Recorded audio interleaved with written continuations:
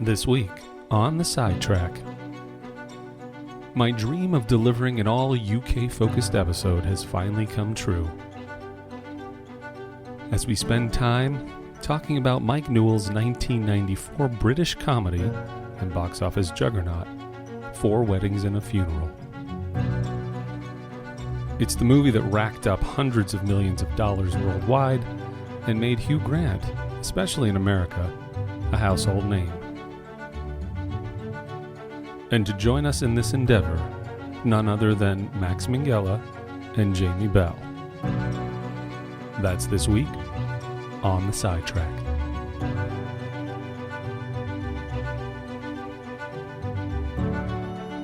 Thanks for joining us again here at The Sidetrack. It's me, your host, Paul Davidson, welcoming you once again to our obsessive-compulsive film geek forum, where we get to talk about movies that perhaps you have not seen or thought about in some time. That's our goal. That's the thesis of this whole thing. This episode, if you're listening to it during the week it was released, is just a week out from none other than November 3rd. So if you are listening to this ahead of November 3rd and you have not voted, we're just doing our part to remind you. Get out there and vote. Don't care who you vote for. Just exercise your right, your democratic right. End political statement.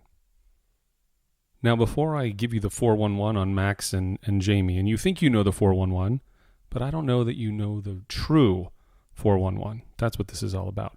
But before I hit that, I just want to thank everybody for their continued support of the show. We've seen some great growth over the last, what are we at now? Almost 2 months doing this show. And there are some great, exciting episodes coming as we barrel on through the end of this first season. The first season will run through December. We'll take a brief break for the holiday, and then we'll come back with season 2 in the new year.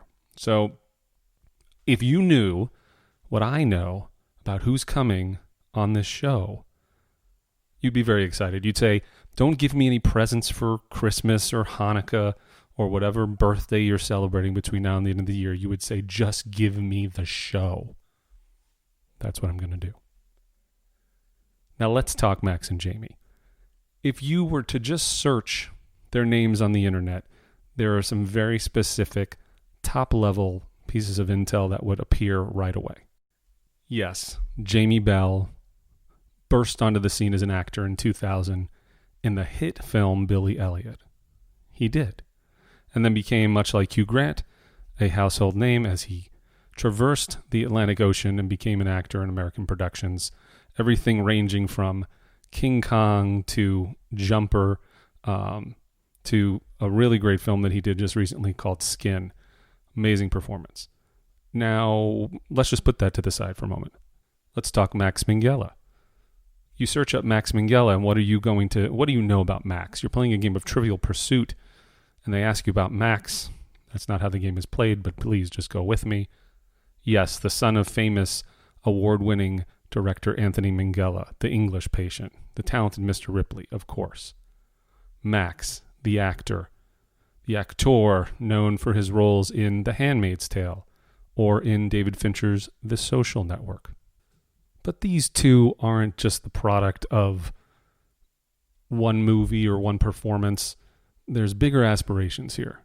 And the two of them joined forces on the film Teen Spirit, starring Elle Fanning, premiered at the Toronto Film Festival in, I want to say 2017, was released in 2018. This was Max's directorial debut. He wrote the screenplay. Jamie and Max produced it alongside Fred Berger, who produced La La Land. There's a lot there. It was a great pop music drama. It's infectious, and it's available for you to watch. So we're going to talk about that.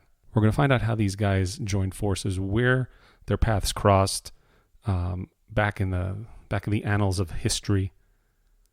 And then we'll spend some time talking about none other than 4 Weddings, a Funeral. 4 Weddings and a Funeral. It's 4 weddings plus a funeral. You're getting 5 events in one movie. So don't go anywhere. Don't change that channel. And here's our talk, our chat with Max and Jamie here on the Sidetrack.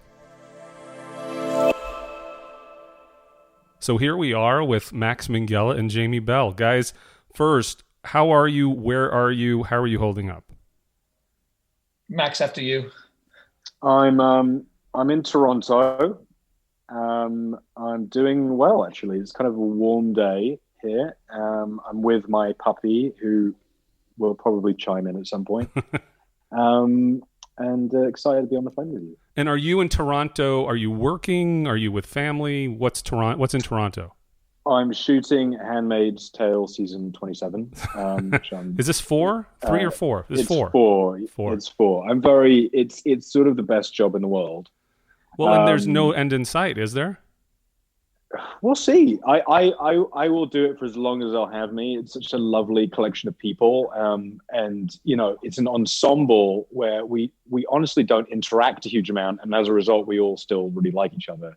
So I've never kind of been on a job like this where there's really there's no bad apples. It's just been a really wonderful experience. Well, either the real world, it's nice to be the real world catches up with the horrific futuristic events imagined in The Handmaid's Tale, and then the show has to end because it's no longer future, or we find ourselves in a much better situation in about a week, and that can continue to be the parallel, the alternate universe where these horrible things have happened to people. Yeah, and it's definitely, I'm so kind of humbled by it. It's to be able to kind of work right now is such a blessing. And I think there's this kind of resounding feeling on set that when the world is so uncertain. No, it's good. It's nice to see all the production starting back up, especially, in Canada, where it's a far more under control, and they've got the system down, it seems. So that's good. So far so good. Yeah, and then Jamie, you're in LA, yeah? I'm in Los Angeles. I have escaped my house and my children and homeschooling, and I'm standing in my mother-in-law's vacant house in the kitchen with some peace and quiet, and I'm excited to talk about a movie that I really love. So let me start by talking about the things that I don't think we're going to talk about. I have to imagine for both of you, over the last decade, you each have one or two things, projects, experiences that you have talked about ad nauseum. Now, not to say these are projects that have moved your careers forward in a significant way, but I think every time you probably sit down and talk to somebody, they always ask the same questions about the same things. Now, I have my idea of what these things are. Do you want to tell me what, despite loving X or Y particular projects, that you've kind of said all that you think you can say in life about them, or shall I suggest what they are? This is so fascinating. Yeah. Go ahead. Go for it. Yeah. Here's what I listen. You do research. Anybody's going to do an interview. They're going to do the research, and in those search results, the same things are going to pop up. For example, for Jamie, the first thing out of anybody's mouth is going to be about Billy Elliot, a huge film for you. You breakout performance, BAFTA award winning. You win the BAFTA for Best Actor. But isn't that one thing that everybody asks you about? Aren't you done talking about it? That's my question. I don't know. Here's the thing. The film was made 150 years ago. Yes. And I've been through so many kind of different incarnations as a person, and kind of went through teenage years, and I find myself now as somewhat an adult. But I don't know. Those things that are just so associated with you, and certainly playing. When the name of the film is the character that you played, and it's the first thing you do, and it's so you're sewn together. I kind of think of him as, in that movie, kind of like Peter Pan's kind of shadow. It's just something that you carry with you, and I will carry it with me forever. And I'm grateful for that movie. I really am. I owe so much to that, and it affects people's lives, and the film. And the characters become so much more than my performance, honestly. The great Tom Holland has played him, many incredibly talented, much more talented than me. Kids have played that role on stage in South Korea, in Broadway, in London, all over the world. obviously being able to share that with so many talented people is amazing. And the story is just so lovely. And it's, I do feel kind of like the grandfather talking about something that I did when I was a child. But I owe everything to that. So I'm aware of that. And I'm still to this day forever grateful that it happened for me. Well, that is a very gracious response. And that's all we're going to say about Billy Elliot. That's very sweet. And I'm not going to ask you about Fantastic Four, despite the fact that I've seen it twice, which must mean that there are elements of it that I enjoyed. Good for you. Okay, fair enough. Max, are we done talking about, despite the fact that it's the 10-year anniversary, about The Social Network? I'm always happy to talk about anything. Okay. That was a really fun movie to work on. I don't feel like an intrinsic part of its success. So it's actually not a movie I feel like I'm sort of questioned about a huge amount. It's not a movie I'm sort of stopped on the street for, because it's so, I think its success is such a tribute to, those lead performances and Aaron's incredible You guys are so good and so gracious. What are you stopped on the street for? Is it Handmaids? Me? Yeah. Oh, I'm not somebody who's sort of stopped on the street really at all, which is a lovely, I think, have been a lovely fortuitous thing for me. I'm somebody who's very uncomfortable with all of that, and wouldn't do well with it. So I think subconsciously or not, I've avoided that in my career, and hope to remain anonymous. All right. Well, we'll make sure to remove any mention of both of your names from this podcast once we're done. Good. So I will ask you a question about Social Network before we put all of the history behind us and move forward. I guarantee you nobody's asked you this question, and this just speaks volumes to my OCD about noticing things in movies and wanting to know the answers. There's a scene in that movie where you are sitting with a bunch of co-eds. There are people practicing singing, fraternity people singing on the stage. The girls next to you discover that Facebook has been launched. Clearly your character freaks out, gets up, and runs towards camera to leave the room, tripping over an item on the ground. Now, is that something that David Fincher engineers, the trip of it all, or is that something that happened in the moment? No, it was scripted. I don't think there were any accidents in That's what I figured. either a Sorkin movie or a Fincher movie. Right. So when they collaborate, everything has a real precision to it. All right. No, we did many takes of that. And I think David enjoyed watching me produce my. Well, it's interesting that movie I can watch anytime it comes on. And Jamie, you may be surprised to know that Jumper is a film, and I don't know what it is about this movie. I love this movie, Jumper.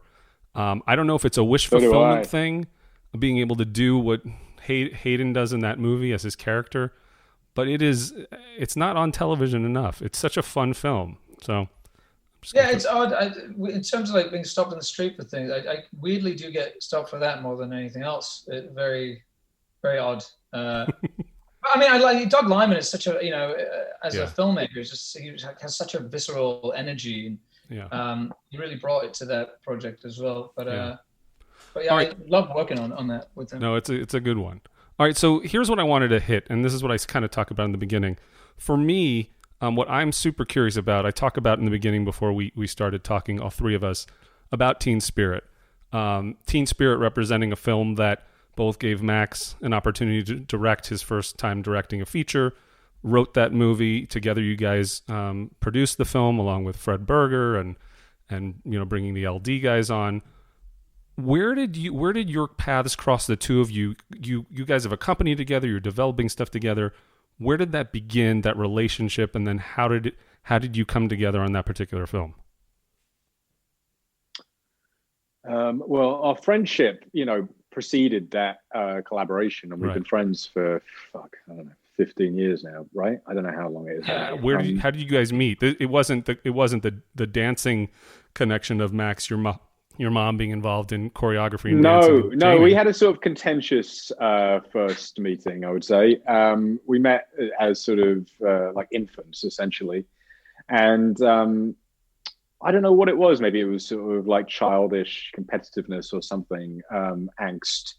misguided angst. But we had a bad first meet, and then Jamie reached out to me, what was it, like 2 years later or something, and said, hey, I'm in New York. I think you're in New York. Do you want to get dinner? And we went to dinner, and it was, love at second sight. Yeah, is that right? I can't really alter the narrative of that. I mean, that is kind of how it went, and there was like a big old summer in New York, right? It was like one of those. It was just, it was. I mean, it sounds kind of odd to say that. we lived very close to each other, and we just kind of spent that whole summer together with a bunch of other friends, and that kind of solidified everything. And as actors, you're always going to go in separate ways. And the one thing with Max that was always just so amazing, he said it to me, this relationship is never dependent on us actually spending time together. There's just like this innate connection that is, he's like my brother, basically. Yeah. That's how it feels. Oh, that's great. And so that started, and then what, Max, you spent a bunch of years writing Teen Spirit, and when you were finished, it's something you share with Jamie. Like, had you guys talked about starting a production company together? No, not at all.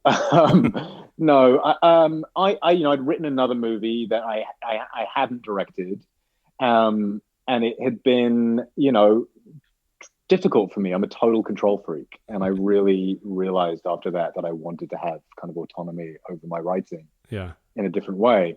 And so I'd written, other scripts, and I shared some of them with Jamie just sort of as my friend, and he connected with a very early draft of Teen Spirit. And it sort of naturally happened. I think we sort of organically started sort of talking about it more and more professionally. And at a certain point, I think I have a sole writing credit on that movie, but that's a bit of an injustice. I mean, the reality is we really shaped that film together, and made that movie together. So I hope that we can continue to do so, and we're certainly intending to do so. It was a very successful collaboration, I think. I mean, I can't speak for Jamie, but he was absent for a certain period of the shoot. And those days that he was away, I struggled a little bit. It was harder for me to navigate the day without that partnership. So I really do depend on him. And Jamie, for you read the script, and is it the script, like what, when you're looking at getting in, because again, you're getting involved in a film, this is a multi-year partnership. Is it the script first? You're probably reading scripts all day long. Is it wanting to be able to work with Max in this way first? Like what's leading you into that experience? I think, just before like any scripts were sent, I think there was always that, certainly for me, I've been acting for a long time, but there was always that kind of innate interest in the production of films and, stuff behind the camera, making stuff for ourselves. And I think there was certainly a hesitancy to kind of ask someone if they want to create something with you. I was very anxious about even asking because, there's various different kinds of insecurity, and it's a vulnerable process, sharing screenplays and ideas and all that stuff. So when he was open to the idea, I was so excited to kind of feel that you had a partner, someone that you could collaborate with. And then it comes down to taste. Sure. Your taste aligns. Does your taste complement each other? Are your strengths in the same places, or are they different? And can they work together to create something hopefully that is good? So when I read Teen Spirit, I was actually surprised by it because it didn't seem like something that Max would write. It would seem like something that I would write, to be honest. So yeah. I think in a selfish way, it was fulfilling a lot of the things that I love to see in movies, maybe more than I think that are the things that he likes to see. So I kind of earmarked it and said, like, this feels something that I can really relate to. It has qualities of Billy Elliot. I love underdog stories. I love people achieving their dreams. I love kind of the kind of broken familial back that Teen Spirit has with Violet's character and her mom and her father. So a lot of all that stuff really resonated with me personally, and I was surprised that this came from Max's head, honestly. I mean, and you guys are close. I mean, the fear, this would be from my perspective, the fear would be you guys get, they always say don't get into business with, your closest friends or your family members. The fear, I don't know if you had this fear, but the fear of what happens if we're not on the same page at some point or something goes wrong. Does that put the friendship at risk amidst the creative, progression of this thing? I think that we've probably been through so much nonsense before getting to this stage that we were fairly confident that this wouldn't, this is not the kind of thing to rattle us. Yeah. I mean, it's interesting, Jamie and I are quite different in terms of what I think we're good at. And I think that's why we work well together. We're writing a bunch of stuff right now. And when we have to turn in the draft to people, I don't think they can sense who wrote which bits. That's good. Which is interesting, given the fact that I think we write from quite different places. Well, but there is some kind of harmony that exists somewhere. Otherwise, I think it wouldn't make sense. Well, and so that brings up an interesting question, because for any writing team, there's always, again, you're splitting duties. Like each half of the team, each half of the whole has certain talents. So like for you guys, and you may not want to pull back the curtain where the oh great Oz is behind, but what are your roles in the creative process of writing a script? Is somebody better at dialogue? Is somebody love to do the first draft and then hand it off? Like, what's your process? I'll jump into this one. I think it's kind of different for every project that you do. The things that we've worked on so far, mostly because a lot of the time we're never in the same place. Right. Someone's shooting somewhere, or different countries, or Max is visiting his family, or whatever it is. So it really depends. The best thing about our relationship is that neither of us are precious, I don't think. Yeah. And I think that we can very easily say that we obviously appreciate ideas and stuff, but it's not going to work. And I think that our language with each other, I think it surprises other people, where it's pretty, pretty intense. It's very harmonious. Like that, that's. It's not terrible. Yeah. Kind of stuff. And there isn't a preciousness, and I think it makes it a lot easier to trade ideas backwards and forwards, because you're kind of constantly killing babies, and that's okay. Yeah. And it moves the process along quicker, I think. I think we work, I say this, but I'm sure maybe people would disagree, but I think we work quite quickly in that way, because we're very good on structure, and we kind of know it before we get to the table, which makes the draft a little bit easier, I'd say. Max, what do you think? Yeah, I think Jamie's much stronger with character than I am. I think he's really good at figuring out the important emotional beats. And I think often that's reflected in his work as an actor. And, about speaking out of turn, I think there's lots of fantastic moments in movies that he's been in as a performer, where his influence on the actual script or the shape of the scene has actually kind of ended up helping the success of that thing in a way that maybe he hasn't been always fully credited for, because that work is invisible. But he's remarkably good at sort of knowing how to connect to an audience. And one thing I would say about Jamie and I is I think we're quite interested in mass audience, right? Which I think surprises some of the people that we work with. It's like it's an odd balance. We're both from England. We both have this kind of innate European rebellion to us. And at the same time, we're very interested in making work that hopefully connects with people and isn't opaque. So it's a tricky balance, but I think one that kind of we are constantly energized by. Well, and if Jamie, to your point, Jamie can bring, his experience as an actor. I know from just reading things that you much more, like when you think about the directing parts of your career, like you're much more connected emotionally to, the directing opportunities you have. For you as an actor, Max, being on films where you have directors like a George Clooney or a Fincher, and then you go to direct something like Teen Spirit, what do you take from those experiences watching other people direct films that helped you, and then to a certain extent you've got to create your own process? Are there things that are super important to you in directing Teen Spirit that kind of diverged from traditional norms of watching other people direct films? I think you're frustratingly yourself. I would love to be able to absorb some of those filmmakers better than I know how to, because the reality is that when you get on set, it's not this controlled experience. It's right. a very hyper intense, especially like I've only made one movie. I can't really speak about any of this with authority. I'm barely experienced at it. I've shot one film, which means I've been on set for 10 weeks as a director. And in those 10 weeks, I can say that I was making a very specific movie, which was one that was very ambitious, deliberately overly ambitious for its budget and its resources. And as a result, I didn't have much time to be thinking. It was so interesting. I never had time to think about being the best version of myself. You have all these kind of ambitions of how you're gonna behave.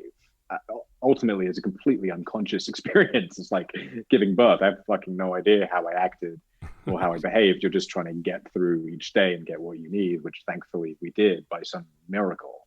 And a lot of it is miracles, especially on that movie. And I think it's the case with most movies. There are these things that happen that are completely out of your control that are so fortuitous and make it possible. No movie is made in an easy vacuum. They're always kind of faced by these crazy hurdles that you hope somehow magic beans will show up and make them disappear. No, I've said this once before, and I really don't quote Seth Rogen, but he once was on Howard Stern or something, and I'll never forget this one thing he said, which is super true, and other people have said it, is that and for a movie to be good, period, amazing things have to happen. Like the amount of things that can fuck up a movie. You can have an amazing script, but the director sucks. The editing is horrible. The music doesn't work. I mean, there's the performances. To have a movie turn out good, just good, is an amazing result. And I think Teen Spirit, like my history with that, I mean, I was running the Orchard at the time. I remember getting ready to go into Toronto that year, and the sales agent sent around just like a music video. I think it was just a music video. I think it was probably the section of the film where she's performing, she's auditioning. She finally got to that kind of top 5, and she's performing on stage to those 3 judges. And she goes into her head, and we see all sorts of visuals while she's singing that song. Am I right? Is that what was sent around? I don't remember for sure. It could well be. It's that was such an anxious period of time leading up to the sale of your movie that I've sort of blurred it all out. But the thing about the movie is it's so polished. It's so I don't know. I mean, for your first film, I mean, I'm sure people have told you this. I mean, the level of production value, the performances, the overall package of that thing put together is way better than good. I mean, it really is an engaging, fun film that people can, go on any digital platform now and rent and buy. I don't think it was seen as widely as it should have been. But we're in this time that was, in this time as, streamers and all sorts of, changes were happening in the industry. But, when you go to Toronto, I was there. I actually was walking with the LD guys to that premiere that night. I remember, and they were super, like Mickey Liddell and those guys were super high on seeing it, as were we. So that happens. What, you talk about the anxiety of going into that experience. What surprised you about that experience, showing the movie at Toronto, having people bid on it? And I think because if I'm recollecting correctly, I think within a day or two, LD had picked up the movie for a nice number. Yeah, no, it was a very surreal experience. It's not one I sort of remember massively fondly, just because it's so tense, Right. And I would love to avoid that process again, because I think what it unfortunately does and I'm speaking more about my collaborators than myself. Yeah. It's like I hate putting my crew and my cast in the position of feeling like they can't celebrate until such a late stage of the process. That was, you're constantly in this sort of place of insecurity. And that permeated, I think, throughout every, it was a movie with a lot riding on it and a lot of expectations on it. Yeah. And it was a relief that it happened so quickly. I mean, we sold the movie that night. You know, LD made a very generous offer that I think made it sort of very clear for the investors of the film how they wanted to respond. And I was just so grateful. I mean, I think at the end of the night, it was just, I finally met up with Jamie because he had another movie there that day and wasn't able to come to our screening. So that was that Skin? Also hard. Yeah, right? It was Skin, right? Yeah, I can't. It was one. I had another one there. So but I mean, it was so annoying to not, you know, to like not really have been around as much as I would have wanted to during production. But then, you know, at the moment where you get to exhibit live audience, you know, Toronto Film Festival projected that big and that all that, you know, great sound and everything. It was such a disaster for me to not be able to be there. So constantly like texting everyone, like during it, are they laughing? How's it going? You know, and then, you know, we finally got together to celebrate at the end, but yeah, it's just not being able to be there was pretty... Yeah, there was some final relief at the end of the night where we could all kind of get together and have a drink and breathe. Was there a moment for you, Max? You were there that night. Was there a moment watching the film with an audience in the film? Like, we all have those moments where you're like, this is the moment I just have to make sure in my mind I want to hope that the audience is going to laugh at. Was there a moment like that delivered that you weren't sure about? We found with that movie, we had this kind of, I'm a nerd about movie trivia, and like Top Gun had a very kind of hilarious test screening history where sort of from, you know, day to day, it would just test these radically different numbers based on sort of the world around it. Yeah. And we had a really similar experience of Teen Spirit. It wasn't a movie that was malleable in the edit really at all. The assembly of the film was essentially the final cut of the film because I had to shoot the movie so precisely in order to hopefully sort of achieve some of the scale of it. And as a result, you know, we would basically sort of showing the same cut of the movie, you know, 50 times. And every time the reactions were so different. And the film itself was never changing. And so I was really neurotic. I just think about like The Wind that day, because I just felt like it was a movie that seemed to be so affected by the mood of a room.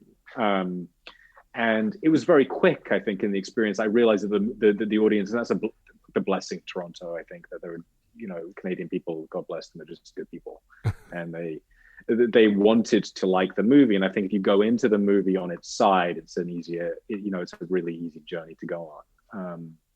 And yeah, I think I relaxed pretty quickly. Yeah. You can just feel that stuff. It's one of those things that, you know, nobody needs to speak, nobody needs to laugh. It's just this kind of what a great soundtrack. All I could remember thinking watching that film was, this is going to be an expensive movie to even acquire because the amount of music cues in this film are amazing. And I know there was like an Interscope partnership on it, but what a soundtrack. Awesome music.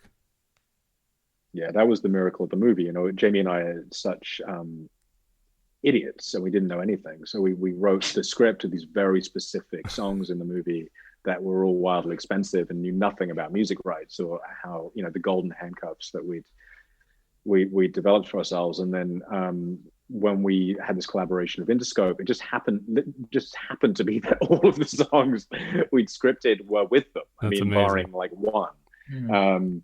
So that was just weird. And I think that if that hadn't happened, it was one of those many things along the way. Casting was another one that was really tricky on that film. But I think if we'd had an issue with the music, the movie never would have happened, because it was and also a huge bar to cross. Our other producer, you know, Fred Berger, really kind of pulled the rabbit out of his hat with his relationships, having made La La Land months before, and having that relationship within a scope was just priceless to this movie. And he did an incredible amount of work to fulfill the vision that me and Max wanted, really, because I hate to say it, we kind of did get everything we wanted. Like a unique, and I'm sure will probably never happen again, you know, experience. It doesn't happen. Yeah, I remember there was one point we were deep in post. Sorry, we're waxing lyrical now, but there was like we were deep in post, and I added in the flash dance theme into the movie. Oh, okay. Like at the 11th hour, I just had this kind of like dream that I needed to put this cue in at this like particular moment. And it's like, you know, any producer in their right mind, we were so fucked at that point with the budget. I don't think there was, much left. And any producer in their right mind would say, Max, you can't put in another song. And he just never blinked. If something was right creatively, he found a way. Yeah. And he's the only credited producer on that movie for a reason. And I love how old-fashioned that is. I said to him when we started the process, I was like, I want you to be like Robert Evans on this movie. I just wanted to say, produced by Fred Berger and nobody else. And I think he resented the workload, I'm sure. That's funny. So, well, listen, I think it's a super underappreciated film. I'm often telling people, oh, bless you. I'm mentioning it, and hopefully people who listen to this haven't seen it they can check it out, because it really is a well done film, and it's fun. So let me ask you guys this. I call this worst best experience. I want to know from both of you, what was think back over the course of your careers, whether it be, whatever the opportunity is. We oftentimes go into opportunities every once in a while. There's something that as we get closer and closer to the opportunity, we say to ourselves in our heads, this is not going to go right. This is the anxiety around a potential for a project to go the wrong direction is in our heads. What I want to know is what was a project like that for each of you guys that ended up turning out to be like this amazing experience that you were very reticent or unsure about in the beginning that turned out to be significant? That's a great question. Jamie has to answer first because I need a second. Oh, God. I'm desperately trying to think of. So I don't watch any of the movies that I am in. I can't. I consider watching, especially certainly as an actor, it's different as a writer or producer or something like that. It's just a different experience. But I remember, and this is quite an absurd film that I'm sure maybe not a lot of people have seen, but I made a film called Nymphomaniac Part 2, which is the volume 2 to Lars von Trier's kind of sexual saga Nymphomaniac. Yeah. And I was flying over there, and I just remember going like, what the fuck am I going to do in this movie? So terrified, hadn't met Charlotte Gainsbourg, who's in the film, knew that I had like a lot of scenes with her, with really kind of intense scenes, and really had to own those scenes. And sadomasochist character, really, good on his knots and tying ropes around these women and treating them reasonably pretty terribly, which is, a character, thank God, that is so far away from who I am as a human being. And I just had no idea what to expect from Lars. I'd made a film with Thomas Vinterberg, and I'd been around Lars and Zentropa in Copenhagen, so I kind of knew what the vibe was of these people. That culturally speaking, I enjoy a lot of the Dogma movies and stuff. So I knew that I was in for a bit of a wild ride. And obviously, when you get to the set and you work with Lars, he doesn't like to tell you anything. He doesn't like to give you kind of any preconceived stuff. He wants you to come to the table prepared and ready to explore and create. And I was just so throughout the whole filming of that, and I'm not in the film very much at all, but I just felt like I was constantly treading water. Me and Charlotte did not interact other than when we were filming. He would do rolling 20-minute takes. And I love Lars, by the way. So, and as an actor, you do kind of suddenly feel like you have a little bit of ownership, so some authority over the character, because the space between action and cut is so long that you lose track of the edges a little bit. But and I never really watched the film because I can't and hate to. But it was a positive experience nonetheless. Well, it was a positive experience because I was told like later on by people that they really enjoyed me in the film, and I felt like it was good because I had a sense that I could control maybe what I was doing, and I was unaware of that. I also kind of bumped into Charlotte Gainsbourg in a grocery store, and she was getting her milk, and I ducked out of that grocery store so quickly because I couldn't really handle, I couldn't take it, I couldn't face it. But I was genuinely, before the first day of filming, I was calling my manager saying like, can you please get me out of this? I just don't know what I'm going to do. And so I've never felt that anxious before or since. Yeah. Experience. That's good. What about you, Max? It's such a boring answer, but it's honestly the current job, which I was, I've never done anything that I was reticent of beforehand because I'm a very fearful person. So if I sort of take a job, I kind of know 110% I'm excited to do it. I've never done anything that I wasn't, very, very jazzed about. But this one was, I think it's just more that I had no idea, A, how long it would sustain in my life, and B, just how kind of rewarding it would be. When I started doing Handmaid's Tale, I had basically given up acting. I think, I'd really They pulled you back in. I really had lost an appetite for it. And I sort of came across the script and just sort of fell in love with it. And Hulu at that point was not a big entity at all. Yeah. I think it had, a handful of subscribers, and the role that I'd been sent was not, particularly verbose in that first episode. So it was really kind of like a betting on material, and one of the rare occasions that vanity didn't lead a decision. Yeah. Especially with acting, I think I often let vanity decide whether I want to do something or not. And it didn't, weirdly, with Handmaid's Tale. I really sort of did it for the right reasons. For once, it's working out. And it's ended up just being like a lovely thing to be on and have in my life. And so that's the one for me. Well, I mean, somebody smart once said, if any new opportunity doesn't scare the shit out of you, then you're not challenging yourself, right? Like, if you're so comfortable with it, then it's probably too easy. That's right. Yeah. I agree with you. All right, so let's talk Four Weddings and a Funeral, the commentary you guys have delivered for us this week. When this movie came out, 94, Jamie, you're 8, Max, you're 9. Clearly, you didn't go see it. Maybe you did. I would be surprised if you went and saw it when it came out in theaters in 94. So talk to me about why this film. When did you see it?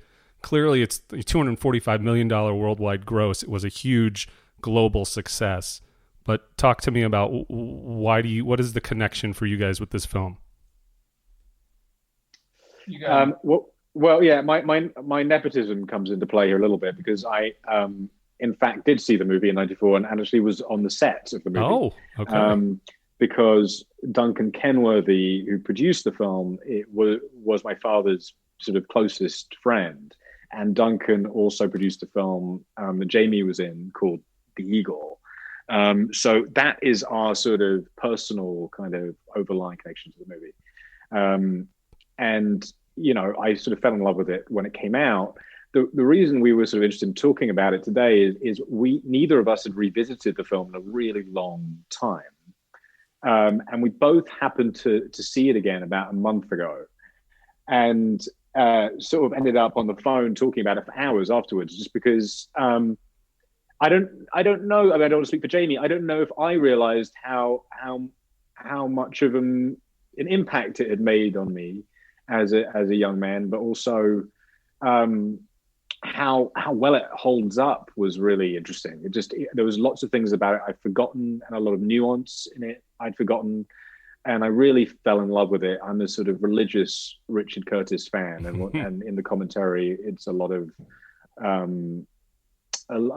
I think, talking about him specifically and his particular instrument of brilliance. He's got a very unique way of being funny without being cruel, and I admire it, so much. So that's sort of my side of it. But I don't know when Jamie first saw it. You have to tell me. I saw it on VHS. My mum bought it. I mean, here's the thing. In England at that time, it was right in the kind of Britpop, Britain is cool kind of phase.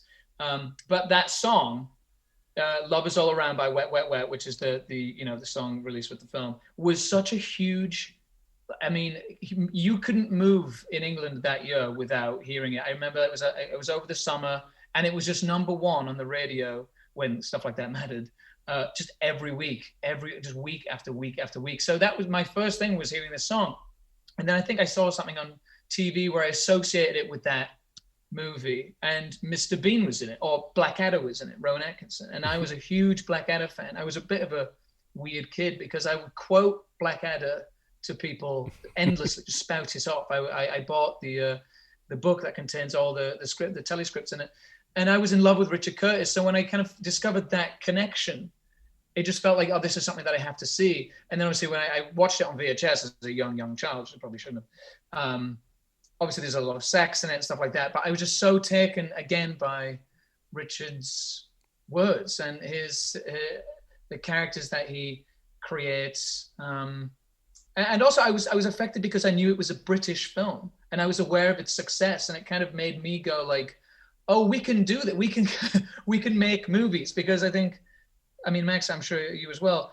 just raised with American cinema predominantly. And so for something that was British and for it to kind of explode the way that it did, I don't know. I felt really buoyed by it. I felt like really excited by that possibility. And then obviously I made a working title film. Billy Elliot was a working title film. So to kind of see that through and work with Tim and Eric over there and have that experience as well was very fulfilling for me as well. So as Max said, kind of reinvestigating it.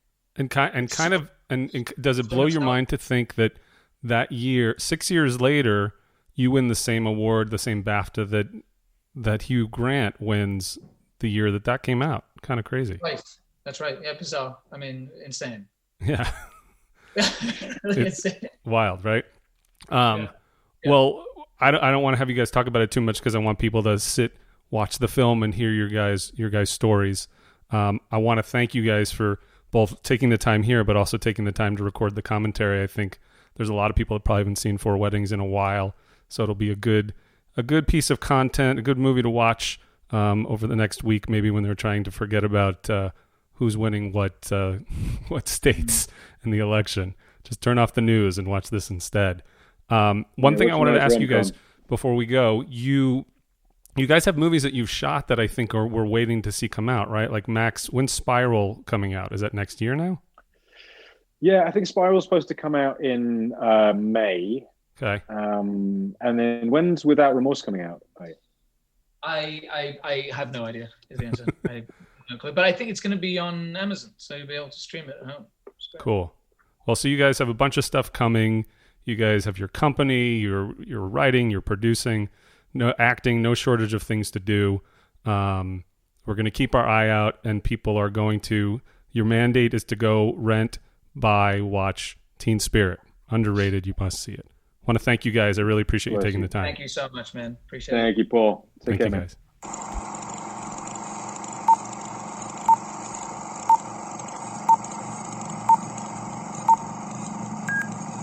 All right, so this is Max. This is Jamie. Hello. Hello. We probably sounded really civilized and, formal on that interview, and now we're going to just turn into degenerates over the course of this commentary. We are about to start watching Four Weddings and a Funeral. Mm-hmm. So if you want to watch along with us, cue it up, and we're going to do a countdown so that we can all press play together. Thanks for being with us, guys. It's good to have you here. In these dark, tumultuous times, we can all kick back and watch a lovely rom-com from 1994. All right, should we do it? Let's do it. Okay, so we're going to count down. 3. We're going to go. We discussed this earlier. We're going to go. Yeah. We're going to go 3, 2, 1, and then go. Of course, all the good stuff we did was in the rehearsal. Yeah, you missed some great stuff, guys. You missed some really great intro stuff. Really good off-camera stuff. Without further ado, 3, 2, 1, play.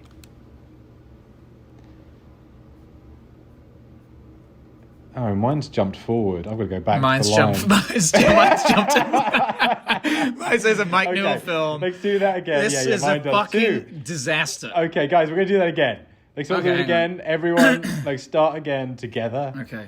And we're going to go 3, 2, 1, play. Yeah, I'm sort of like a second ahead. I'm like on the second yawn. No, mine keeps turning up on 31 seconds. I don't understand because I keep winding it back to 0. I don't wait, do we have to do it again? Well, no, I'm telling you, I'm already at Andy McDowell's credit, her solo credit. Okay, we're gonna have to, guys, 3 times a charm. Drag it back. No, back. I'm dragging it back. Obviously, I'm dragging it back to 0 every time. It's just not. Let me just try it. Let me just try it cold. to- Let me just try it cold again. Just pause it. No, it's not. It's starting. What the fuck? Hang on. It's starting from 44 seconds every time. Can't you just drag it back once it started at 44 seconds? Well, maybe I've dragged it back to zero. Maybe you just drag yours to 0 as well, and then we just, we launch it from the window already being open. That's what I'm saying. Oh, yeah, great. Let's do it. Okay, fucking hell. Thank you, Hi, everybody, I'm Jamie Bell. for your patience. Here we go. 4 Weddings and a Funeral. 3 times a charm. 3, 2, 1. 1. Play. Go. Yeah. MGM, baby. I'm a little confused why this is an MGM movie, but I guess this is like before Working Title had an output deal with Universal. Maybe I just love that. I love that polygram logo, by the way. Reminds me of my youth. Yeah, less enamored with the aesthetic. Of the polygram. That's the polygram. Working Title production. Mike Newell film. There he is. The man. The man himself. The legend. What a performance Hugh Grant delivers in the movie we're about to watch. The reason we're doing this movie is that Jamie and I both happened to watch this recently by kind of coincidence, and ended up sort of just talking about it for a really long time because it's really it's a surprising film. Like, I mean, I know it's a classic and all that stuff, but it's much kind of more nuanced and darker than I remembered it being. There's a certain kind of quaint English movie that Jamie knows I'm totally allergic to. And I don't think this falls into that bracket at all. Don't you just love everyone in this film? I mean, in terms of them as actors, but also just the characters that... Yeah, there she is. She's fantastic in this. My favorite character in this film. Everyone's so good in it. You just feel like you know them as well as the other thing. You just feel like relatives of yours, or you've met these people before in previous lives or something. Fantastic. Love these two. I ended up rewatching... Ooh, bit of a cough. Not coronary, I hope. I ended up rewatching the opening a couple of times because there's a lot to glean from it. It's a really elegant introduction to everybody. And within about 10 minutes, you know everybody and you like everybody. And that's not an easy thing to do. And it never feels manipulative, this movie. That's kind of the genius of Richard Curtis is... he's this kind of a marvelous composer who never kind of lets you know that he's in charge of everything. It's just it's very kind of invisible, brilliant storytelling all the time. You think reading this as the head of the studio, that when your kind of lead character, you'll see as the movie moves forward that the word fuck is used. Only the word fuck is used for the next 2 minutes or something, or 3 minutes. And I can imagine, being someone at the studio going oh, I don't know about that. I'm not sure. Yeah. I mean, I also wonder if it's an inviting sort of hook. So much, I think, of the skill of screenwriting is getting people kind of engaged in those first few pages, which sometimes isn't something that translates cinematically, and this really does. Fuck, fuckity, fuck, fuck. Fuck, fuckity, fuck. I kept thinking about Jim Carrey for some reason watching Hugh Grant in this film. You did? And how, just because they're just these two actors who are completely unique unto themselves.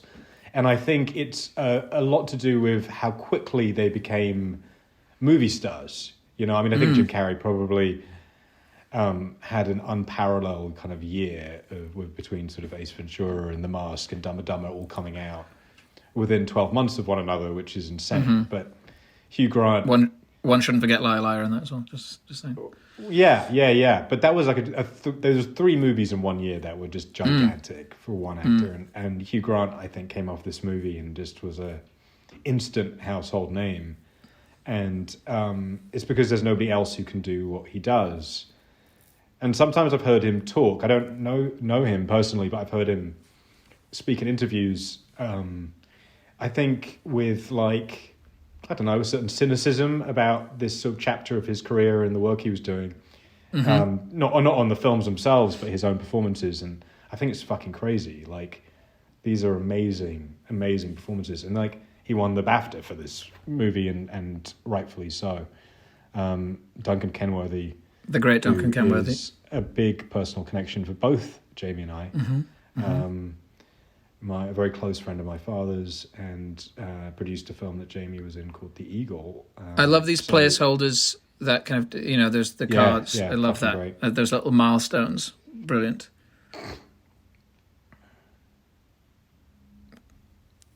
There's a greatness to your lateness.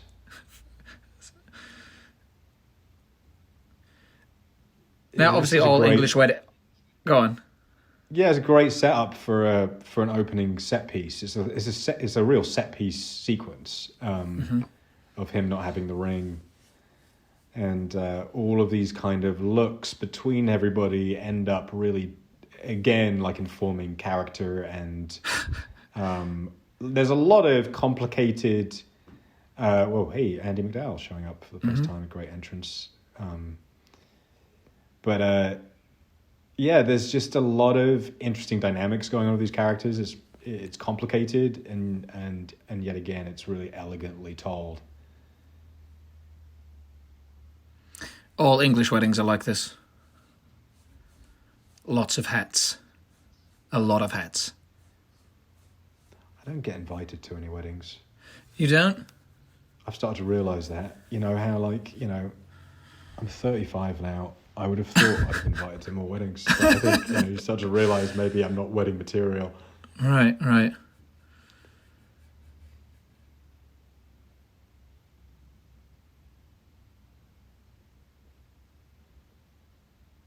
I don't find the fashion in this movie, maybe I'm going to take this back later, to be particularly sort of indicative of a period, which I like. There's probably I don't know, some of Hugh's clothes, his shirts and stuff that are long, the rolled sleeves and the collars and stuff are pretty iconic, I think. But also that era of Britpop England, where our music was great. We had a burgeoning film industry that was about to, make a lot of big movies back to back. Very kind of iconic time to be in England, really.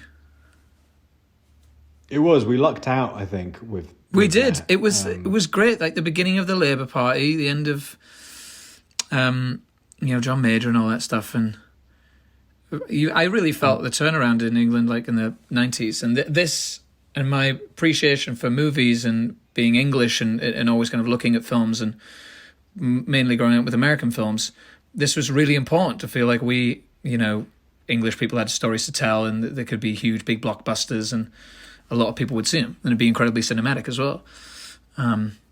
So it gave me a lot of hope, this movie, as a kid.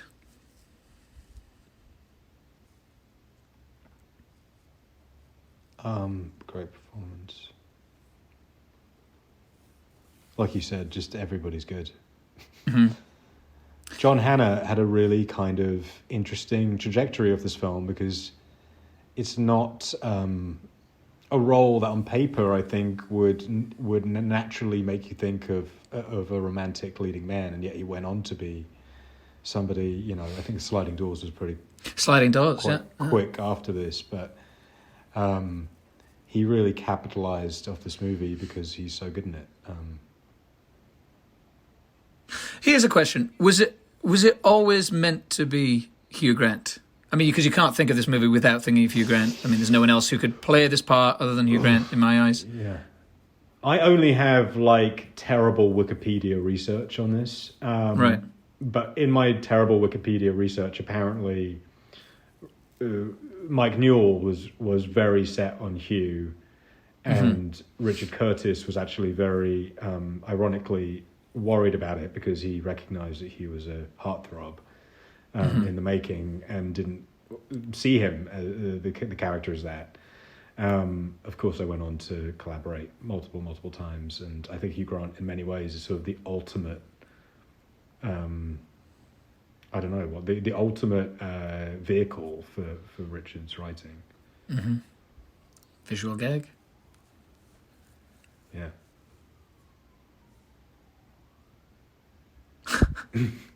It's cute. It's a nice little time cut.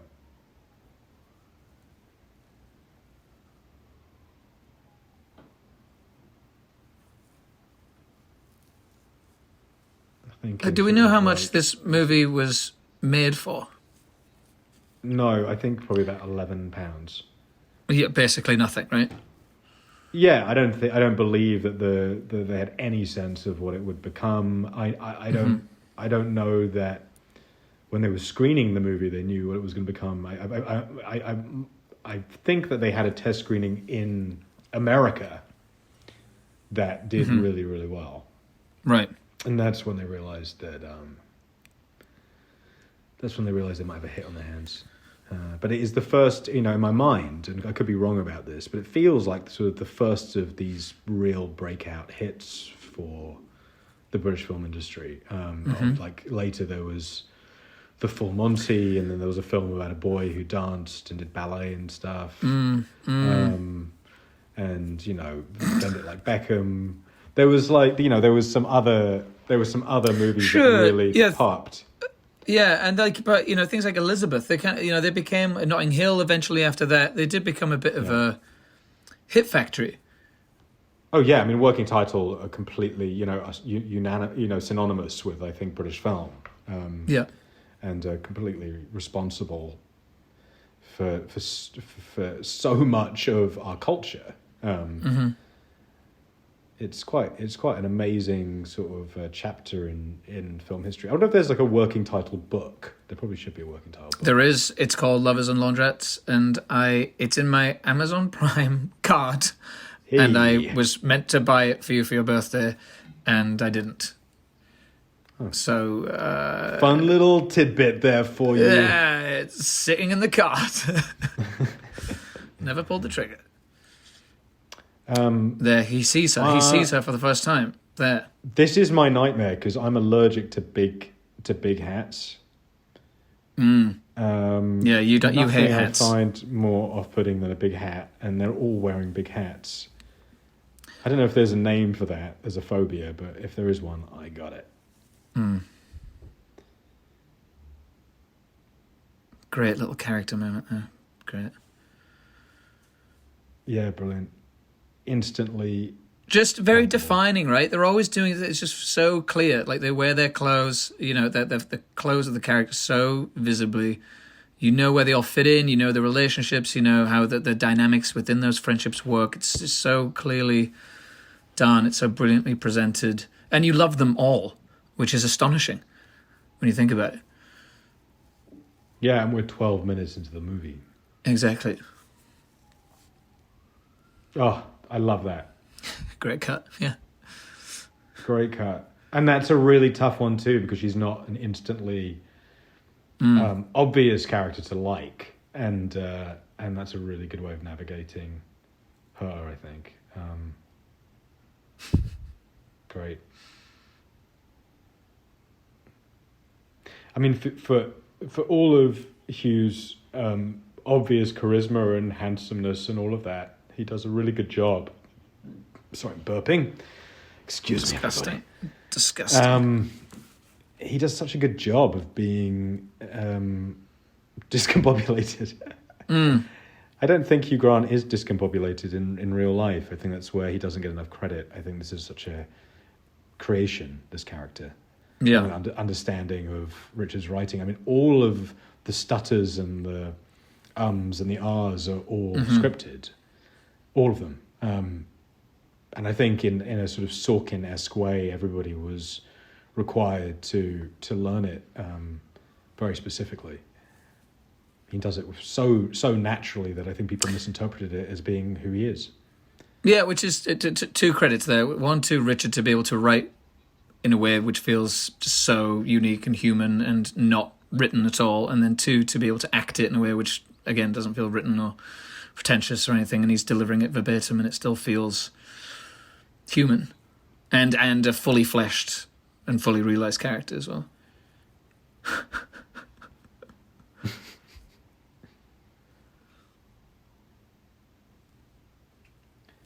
I'm a believer that you can do a lot in like romantic development. You can do a lot with a look. Tells you a lot. Yeah. This is fucking great. Rowan Atkinson's stuff in this I really loved on the rewatch. Mm-hmm. You know, as broad as it could be, I think he brings like a real humanity to this character, and it's handled with again, like everything in the movie is just slightly more human or natural or real than you're accustomed to, and it makes a lot of this stuff work in a way that it might not in less capable hands. A lot of it's probably Mike Newell too, you know. Obviously, Rowan Atkinson, long time collaborator with Richard Curtis on Blackadder, and also I think in the creation of Mr. Bean, which they collaborated on as well. Right, you're absolutely right. I think he writes. Right. Yeah, I think partly credited as a creator of the character. So got the gang back together here. We should probably know that. Yeah. And look, this could also be really badly done. Like having the deaf brother could feel really manipulative or in poor taste, and it's just handled with real truth. And one of those ways is by not making that character somehow anything but a fully dimensional human being. He's never used as a device in the movie. We're also just like moving through various stages of this, you know, like the actual wedding. There is, you know, the cocktail hour, the move. You know, it's just all kind of moving and flowing. It's kind of so effortlessly, and you know, just in terms of like shooting that stuff and capturing it, and thinking of the Charles joke makes me laugh. Oh, you love that joke, yeah. But you know what I mean? It just kind of like, it's so well assembled. Mm-hmm. It's kind of carrying you through it. Obsessed with this best man speech that he gives, and wanted to read it on paper afterwards because it's just such good fucking writing. It's always really hard, I think, in a movie where you have to do something well. You know, like the lazy example would be when you have an artist who has to be a great painter, and then how do you deliver on that painting? And this is a similar kind of dilemma where you have to have a great best man speech, and of course Richard Curtis can do that probably in his sleep. Whenever you kind of have to do any kind of public speaking, do you kind of go back to like this movie and like these speeches? I think in some way, I'm kind of subconsciously, I always am kind of doing that in a way. You're always trying to hit that right tone of, you know, sounding clever, but, you know, being a little bit self-effacing and delivering it charmingly. Like I'm always kind of trying to do this and failing miserably, basically. Yeah, I would say that I have such a complicated relationship to England, I feel like. And as I think everybody does have a complicated relationship to where they're from. And what I love about all of Richard's work is not just this movie, but like it makes me very proud to be English. It's like it's a version of our culture that I really think is unique and special, and makes me makes me proud to be affiliated with in some kind of distant cultural way. Yeah, we should also add the fact that we haven't lived in England for a decade and a half or something. Yeah, but you know, I don't know. It's I remember even at the time the film came out, I was like, oh, this is it's speaking to the same thing you're saying, which is I'd like to be like that. I'd like to be that articulate. I'd like to be that witty. And it was coming out of a British mouth and not, Matthew Perry, which is what I was sort of used to at that point. Right. This is how English people dance at weddings. It's true. I've been there. I've seen it for myself. This is how all white people dance at weddings, myself included. Sure. And our president, current sitting president. Oh, don't mention.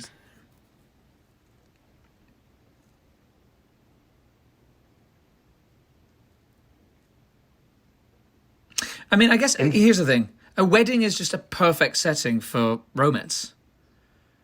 Right? Yeah, I did have a lot of neuroses about the budget and all the background. So they're about to speak specifically, I think, to what we were just talking about, which is this kind of British anxiety around American culture.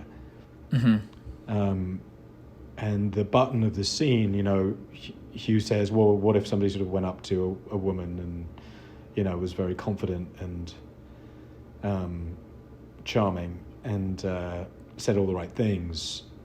Does that person exist? And John Hannah says, well, if they do, they're not English. And also coming from a Scotsman but specifically coming from a Scot is that's what the ammunition of the joke is.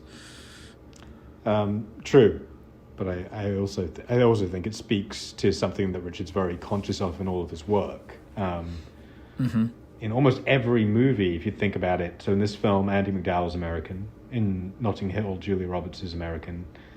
In Love Actually, there's that character who goes to America and runs into like January Jones and Alicia Cuthbert and has this kind of fantasy of About Time. As well? About Time, Rachel McAdams, Canadian, but yes, right, but still, there seems to be a through line of fascination, specifically with American women.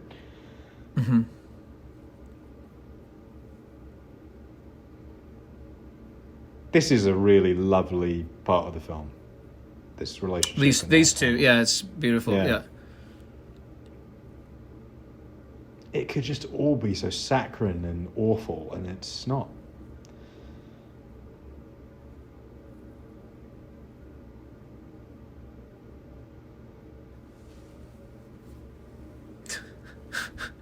That's a echo of the joke of the sheep from the best man speech that he gave. I always love when the sheep jumps out of the car. It's a small little thing, but it's not lost on me. It's great.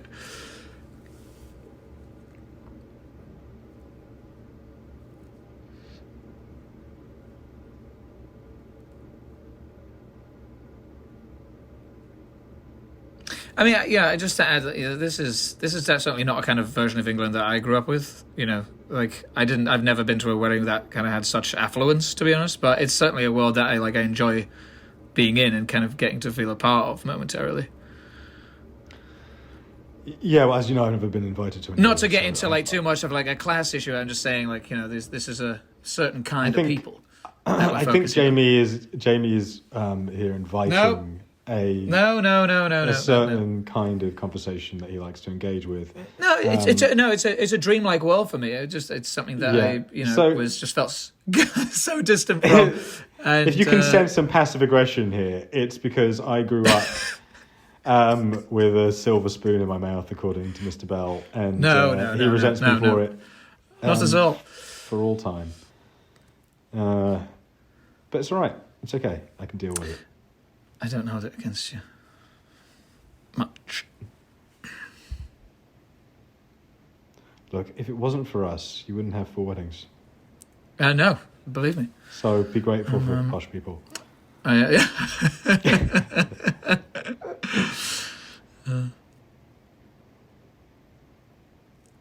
Here it is. Here's the moment.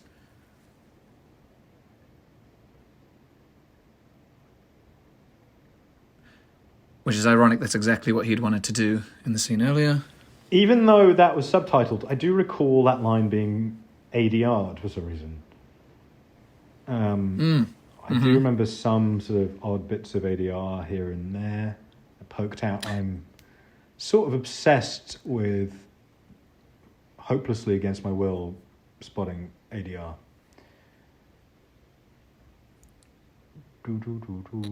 It's kind of it is one of those things that you can pretty easily tell. I mean, it does kind of stick out to me. I mean, to my ears at least, but you can always. Certainly when it's over the shoulder stuff, you know. I wish I didn't notice it so much because it takes me out of films all the time. Mm-hmm. Because it feels like a mistake, is what it feels like. It feels like something like subconsciously is wrong. Mm-hmm. But nobody else notices, and that's great. That's the magic of movies.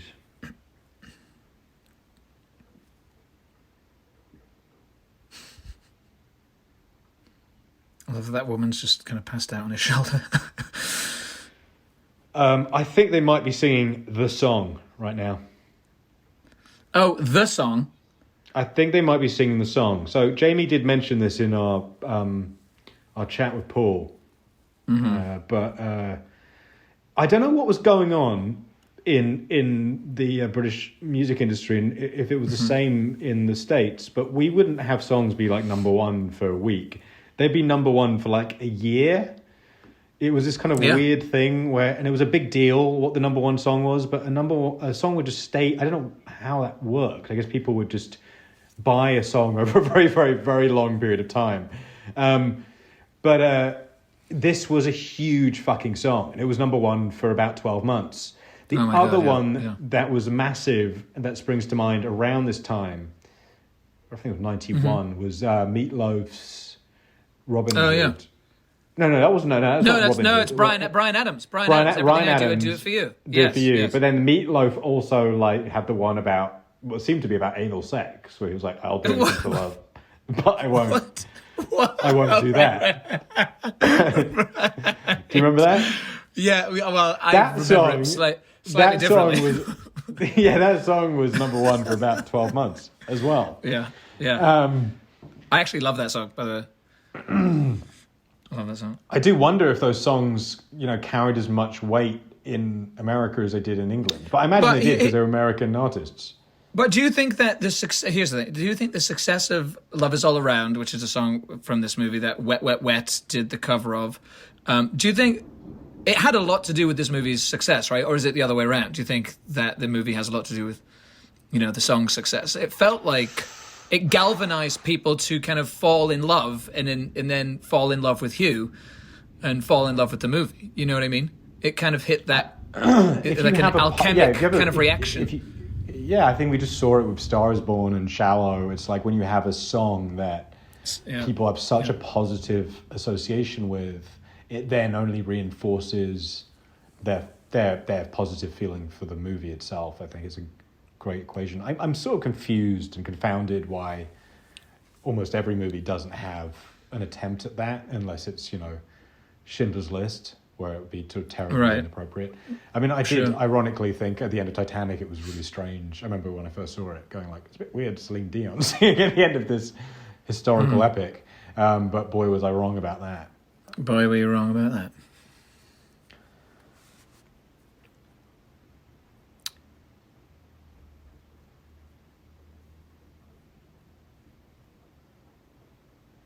Yeah, this character is particularly repulsive, if I remember.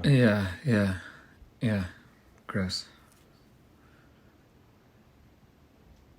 It's efficient, though. You know how you're supposed to feel about him. He doesn't have a lot of time to get across.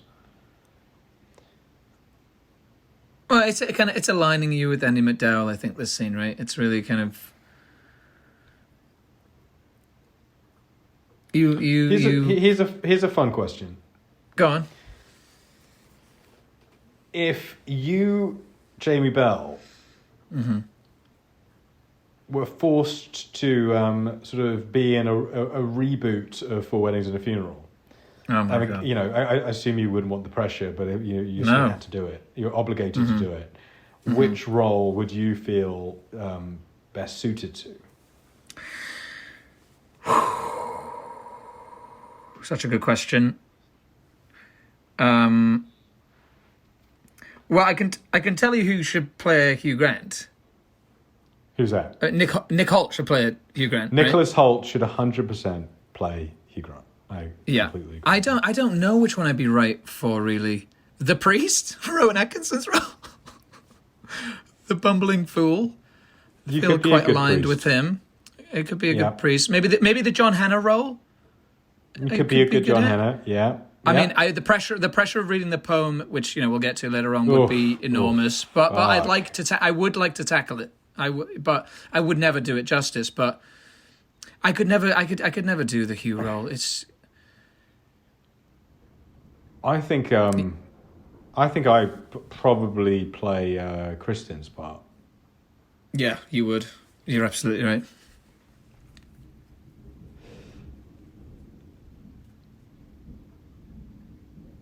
I've got to take this opportunity. I haven't told you this yet, mate, but a friend of ours, in big news. So a mutual friend of ours, we were playing a game, and the game was if you were a sort of like a person of another, the other gender, who would you be?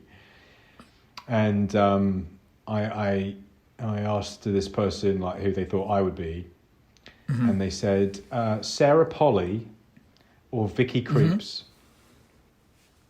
Interesting. Okay. I don't see that myself, but well, that's what that person said. Okay. So, I wouldn't like to say who I think. I need some time to think about that, to be honest. It's an interesting question. Well, I've had a bit of a bounce in my step ever since. So just let you have. Well, yeah. Well, yeah. I think it's a pretty flattering. Sarah Polly and Vicky Creeps is a pretty good. That's pretty good. I know, but I'm trying to think of it like, they're both fantastic. I'm just trying to think like if it necessarily nails your personality. I mean, but again, I'm only kind of thinking of them as like I think of their films. I think of like Phantom Thread, Sarah's films and stuff. Like I don't know if it's not sitting well with me. That. Yeah, well, doesn't really matter to me because somebody else did that. And they had a lot of conviction about it. So, right, what it is. What it is. Yeah, absolutely. Do they fuck in this scene? I can't remember if they do. They absolutely do. They absolutely do. Which is a big move. That's sort of, again, an odd structural move. I love that. And that's a really successful one. Portrait of Elizabeth Behind, which is a film that Working Title will make in a few years with Cate Blanchett. Followed by a sequel, Elizabeth the Golden Age. Yep. Maybe we'll get a third one.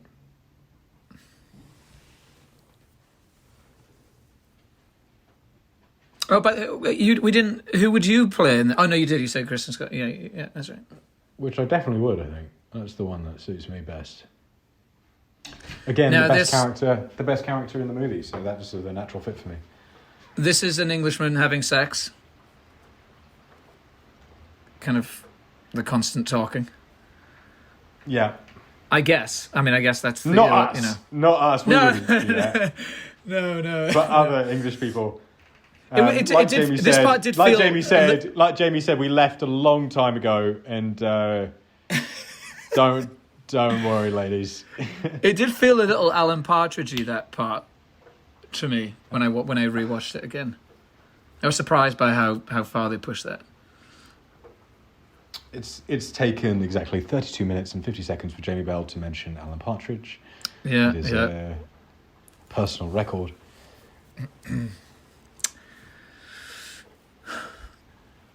So my puppy is trying to get outside. There's a really intense lightning storm happening. So I'm going to try and get him to come inside. Good. At home, confused as to why I'm whistling, and there he is. That's a well-trained dog. Good boy. Shake it off. Storm outside. Can't go outside. There's a storm outside. So he's he's fallen in love with her, and she's leaving.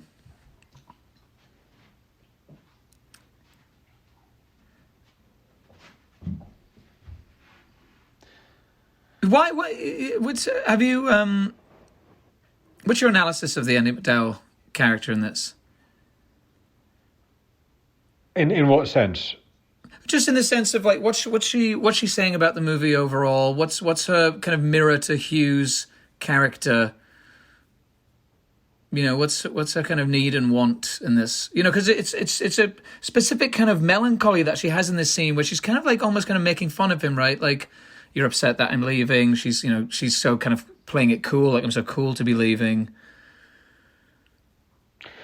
Well, she seems to be somebody who similarly is a little bit confused as to what they want, right? Like she sort of goes down the line of this engagement that doesn't feel correct with this much older man, who we don't really get a glance of, which, I think means that we're not supposed to find him interesting. And Hugh is sort of torn between Duckface and this and his sort of complicated sort of platonic relationship, sort of not platonic relationship with Kristen. So it's sort of them sort of figuring it out. I mean, he definitely is the more interested party, right? His interest in her never seems to waver. So I'm sort of paying attention to the clock here. We just hit wedding number 2 at 35 minutes into the film, and I wonder if it's going to stick by. I see. Something so regimented. We'll see as we go along. I'm a Virgo, if you can't tell.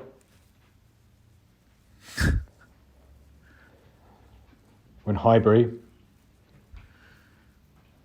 Terrace, that was. No, you got to stay inside, right? There's a storm out. There's a storm coming.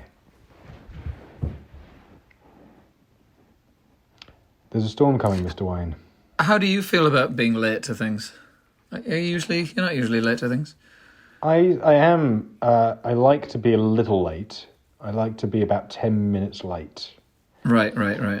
I don't like to be really late. Yeah, I think 10 late. And I like to arrive 10 late, and I love to leave early. But, for a long time, I just didn't go to things because I have such bad social anxiety. And at a certain point, I realised, oh, no, you can just go for however you're comfortable, however long you're comfortable, and it's okay. It's better. And that was a nice thing to figure out deep into my 30s. And here he comes. This is his first wedding. This scene made me piss myself when I just watched it again. It's so funny. Cute. He just looks great in glasses. I'm jealous of people who look good in glasses. I look terrible in all glasses. You look good in glasses, Clancy. No, not really, though. Not like Hugh. No, you do. You've got a very strong jaw and you look excellent. Thank you. You wear glasses. I've seen you wear glasses. They're good. I do. Stigmatisms in both eyes, fortunately. Love that. Great. Yeah, I wonder how they shot all these weddings, and did they just bang them out and keep the same extras? I wonder if they're the same churches ever. Because it's a lot of money to bring everybody in. It doesn't feel like a film that has, it felt like they really did it. Yeah, you never feel limitations of budget in the scope of the film. You never feel shortchanged. Yeah, exactly.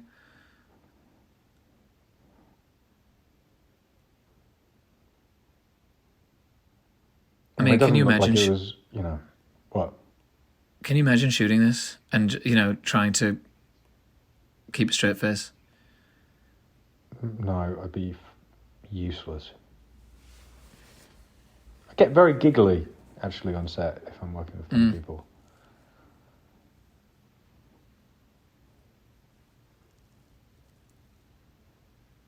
Oh no, another hat. Kristen pulls off the hat.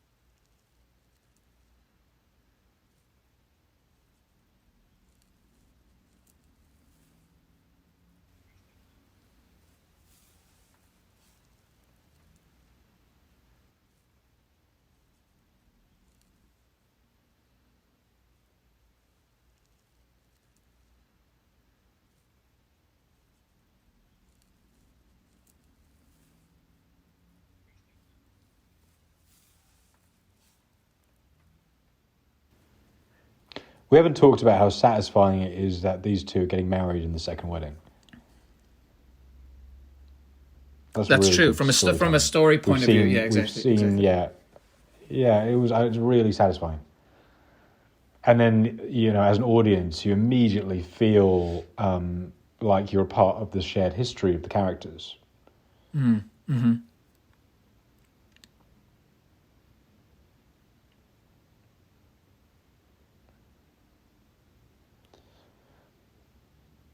This is test screening gold, the scene. Fucking Gold.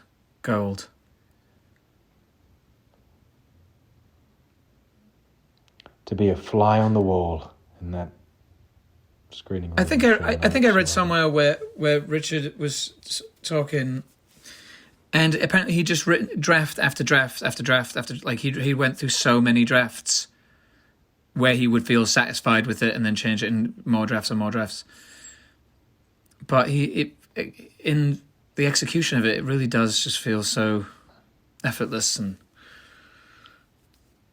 I know embarrassingly little about the development of the movie. I don't know how it sort of came about, really, and whether it was commissioned or if Richard wrote it on spec, or like how it kind of happened. That was written on the back of another book that is also in my Amazon cart that I have here, which is the annotated screenplay of this movie. Which are you just sort of trying to make it out to whoever's, to my mother and the two other people still listening, that you buy me a lot of presents? No, not at all. No. Apparently, what I'm saying is I need to actually buy you presents. Yeah, he does. Just so for everyone listening, he doesn't buy me a lot of presents. It doesn't. He might seem like he's constantly putting gifts in his Amazon cart for his friend Max, but they're few and far between. I'm pulling his leg. He actually gives me very nice presents. You're very good at buying me presents. Actually, Jamie only buys me, when he does buy me anything, he buys me, like, aftershave, deodorant, soap. It does feel like gifts that your mum would buy you. Yeah, well, let's just say there's a running theme of maybe a hint that hygiene. I need to take better care of my personal hygiene.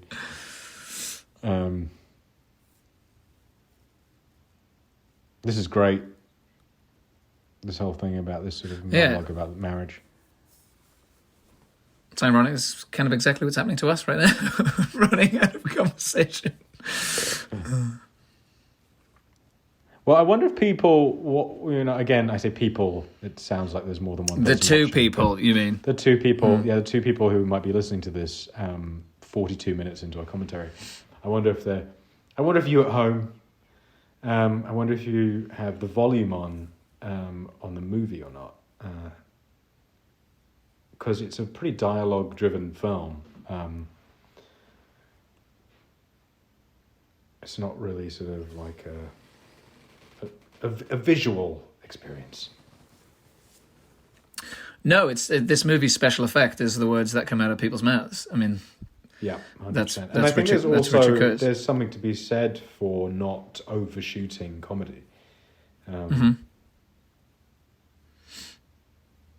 tends to be a lot of continuity between kind of humility behind the camera when you're working in this genre and success.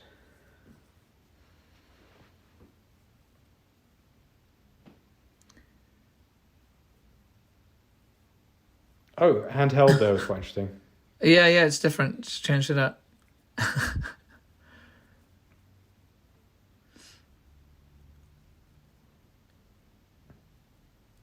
Oh no, this is not going to go his way.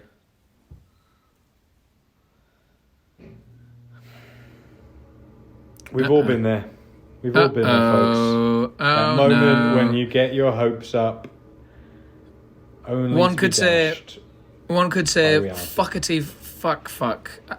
I mean, all due respect to Hamish here, but it's definitely a choice on her behalf, right? Yeah, he's no Ben Affleck, you know what I mean? Yeah, right. Well, he's no Hugh Grant.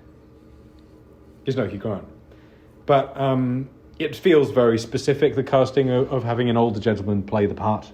And again, tells us sort of a lot about that relationship and how we're supposed to feel about it. Correctly or not, right? It's like we cast a lot of judgments when we see the two of them together.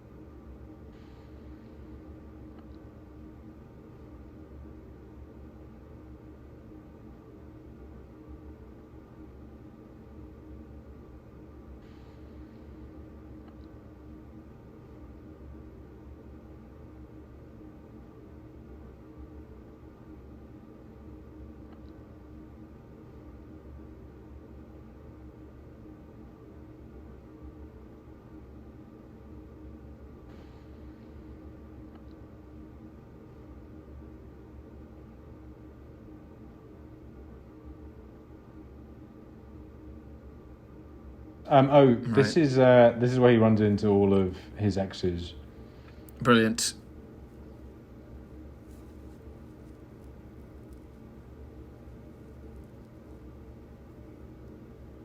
Great. She's so Love good. this.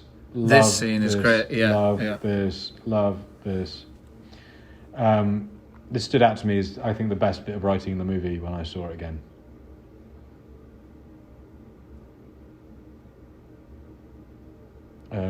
This kind of confession that Kristen has feelings for Hugh, done in this very kind of nuanced, unpresented way. It's a twist. It's really classy shit. And you just, right, you see the vulnerability beneath here, and it just makes you fall in love with it. And then now going forward, every time they're in an interaction together, you're just... Yeah, loaded. Your heart is breaking for her. It's really effective. It's sort of flipped in Notting Hill, right? With Gina McKee, where Hugh Grant sort of has a similar confession about her, in a sort of probably around the 45-minute mark too. And it's another kind of... It's a character twist. It's like a reveal about a dynamic in the movie that you didn't know existed. Because his relationship to Gina McKee in that movie is like she's the one that got away, right? That's... Yeah, is that they what have it this is? all seemingly like a very platonic relationship. She's married to his best friend. They also get along. He sort of goes to them all the time for guidance and wisdom, and falls in love with Julia Roberts' character, and at a certain point sort of says he's been in love once before, and he says it in front of both of them, so you realise it's something that they're all very conscious of and have talked about. It says a lot. I mean, it says a lot about Hugh and his feelings overall, but also about how elevated the dynamic is between those three characters, that they are able to talk about this stuff and seemingly have moved past it in a really healthy way. For the people who are watching, well, for the two people that are still watching, turn your sound up and listen to the laughter in the room as he bombs this speech. I find it so funny. You'll know what I mean. Just listen to this.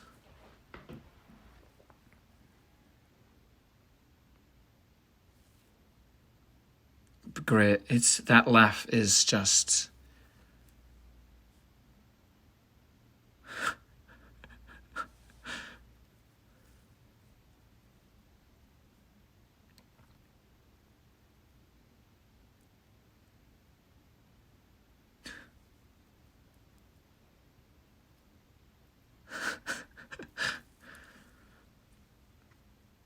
Oh God. That scene, like you with the other scene, I rewound so many times to listen to his laughter. There's also like one shot where his laughter is kind of isolated in the background, and that just it cracks me up every time. Really nice framing there. Mm-hmm. I guess in some way they kind of feel, you know what it feels like? They kind of feel like the English Friends. You know what I mean? You mentioned Matthew Perry earlier, and I was looking at that couch and the way they're all kind of like spread out on it. Like, you know what I mean? Just like in terms of how defined the characters are and how they all kind of just unconditionally love each other. There's something about these people that just feels, you just want to have friends like that, right? I mean, yeah, I'm sort of obsessed by that, what you're talking about, which is how sort of things impact one another. Because we've always worked in a comp business, right? It's always been an industry that needs a comparison in order to make something. Mm-hmm. And so much of work is a sort of a cousin of something else. It's like, well, that worked, so can we do a slight variation of that? And then at a certain point, you get to something original again. Mm-hmm. But I would be curious to kind of look back at what the disciples of this film ended up being specifically. Mm-hmm. And you're right. I wonder if it had any influence on that show, which I imagine probably was launching about the same. Well, probably around the same time. If I had if I had help, I would look it up right now. But I think it was around this kind of period.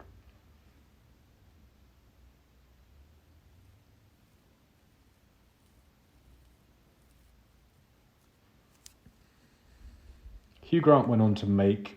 He sort of got one of the cachets of his success of this film was getting a production deal, and he produced a movie and starred in a movie which with his partner Liz Hurley, called Extreme Measures, which is like a Tony Gilroy medical thriller, and it's a really interesting movie.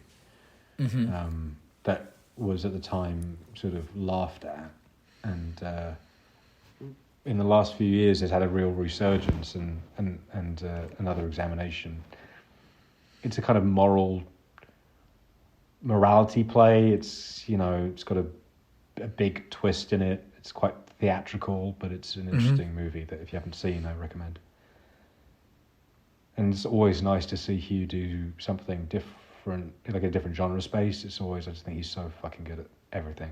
And right now, I just watched the first 2 episodes of The Undoing, which is his new show with Nicole Kidman, and I loved it. I mean, I've only 2 episodes in, but I thought it was such good fun, and he's just, again, whenever he's in something, you go, nobody else could do this part. It's impossible to imagine another actor.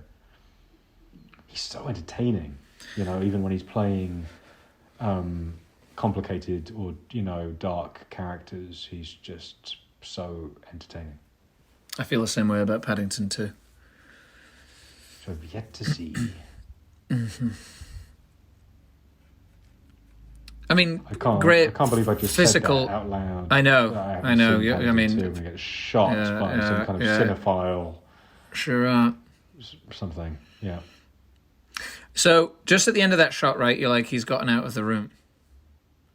He's done some great physical comedy in that, that kind of escaping that circumstance, and he's managed to get out of the room unnoticed.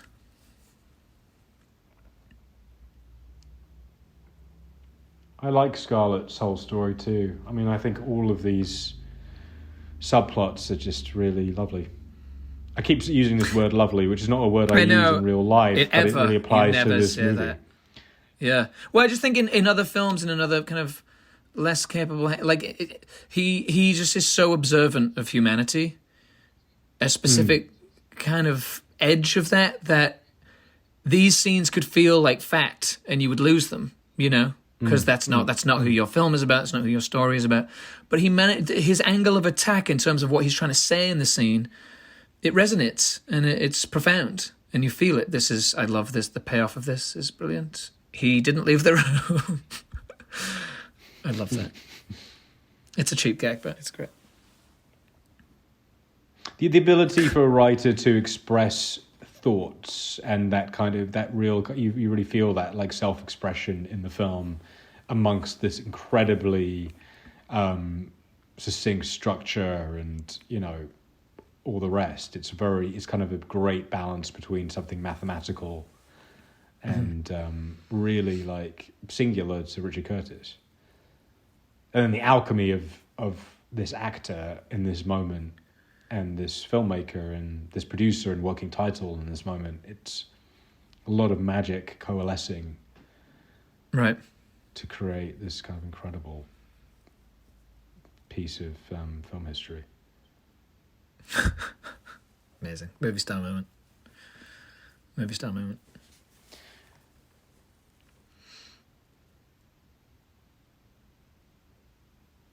I love Duckface. This stuff's really good. I think it's great. And we all have a duck face. It's all these characters feel like people from your life.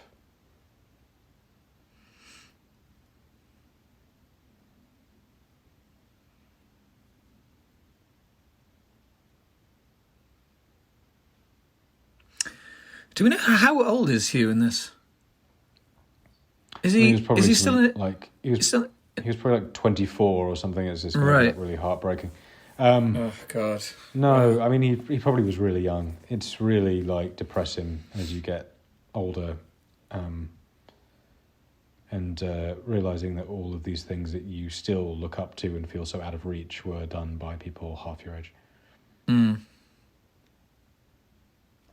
Great physical comedy.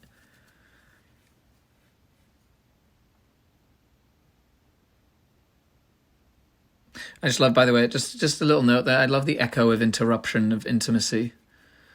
You know, passion, and then he interrupts what he understands as their relationship unfolding.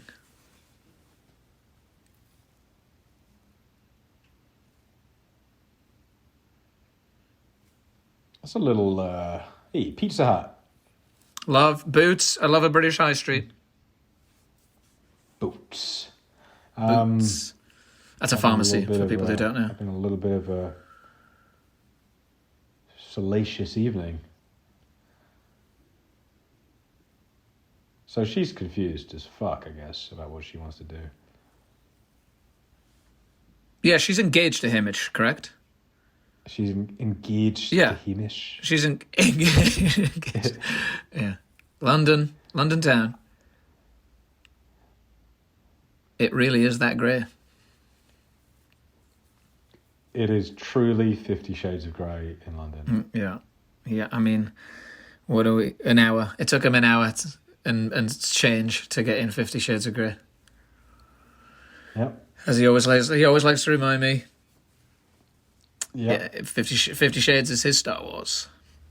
Yeah, it is. At some point in life, the rest of the world will catch up to me. I can't wait to see J.J. Abrams' 50 Shades prequels. It'll happen. Looking very dashing. And she's looking absolutely gorgeous. Two beautiful people, post-coital, just taking each other in. And he's leaving this time because he knows he has to, of course, because it's too complicated. We're sort of getting to that point with the commentary where we're just going to start sort of pointing out what you're watching. So she's pouring some tea and sharing a newspaper. He has an interesting bedspread. I guess that was in vogue in the 90s. Yeah, it looks very sort of, university dorm. I was just going to... You took the words out of my mouth. Uni dorm.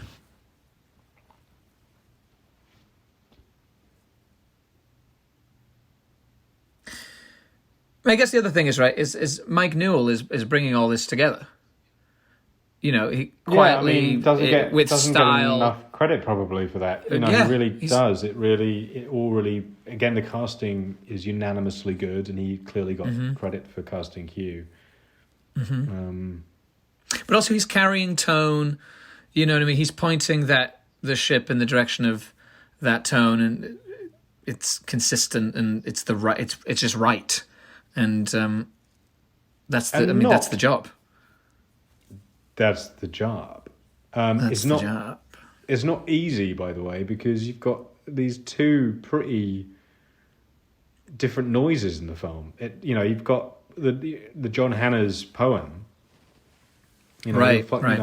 There is a funeral in this movie, and it's treated as such. It's not easy to pull that off, but many of the great ones do, right? Like the really great romantic comedies move you. Mm-hmm. What were you gonna say? I was going to say, like, how do you feel about movies that signpost their duration? 4 weddings and so that, okay, well, we've had 2 weddings now, so we know there's 2 more weddings and a funeral. I think it's normally kind of catastrophic, and in this instance isn't. And we haven't talked about the title because I can't imagine that 4 weddings and a funeral was ever appetizing. No, I will tell you that on that book that I didn't buy you, they have all he includes all the titles that they were considering. That makes sense. I wish I bought you this fucking book. I mean, we'd look a lot smarter. I know these people. Anyway. Just so you know, guys, we are aware of the fact that the other commentaries on Paul's podcast are by credible filmmakers, speaking articulately about important films. And you're listening to 2 unqualified morons bumbling through a piece of work they haven't researched properly. So apologies. I really hope you didn't expect something other than mindless gibberish. Because that's what you're getting. Because that's all it's going to be, folks. We love a scene like this, right? We love a kind of trying on the dress scene. You know what I mean? Just it's a trope, certainly in these kinds of movies. But I love these scenes. Yeah, it's always it's always fun when you got a bit of music going and people are feeling good. I mean, it's a remarkably common device, right? I always think of Pretty Woman for some reason. Yeah, exactly. Things like that. Yeah. I've never seen Pretty Woman. Again, why am I telling people this publicly?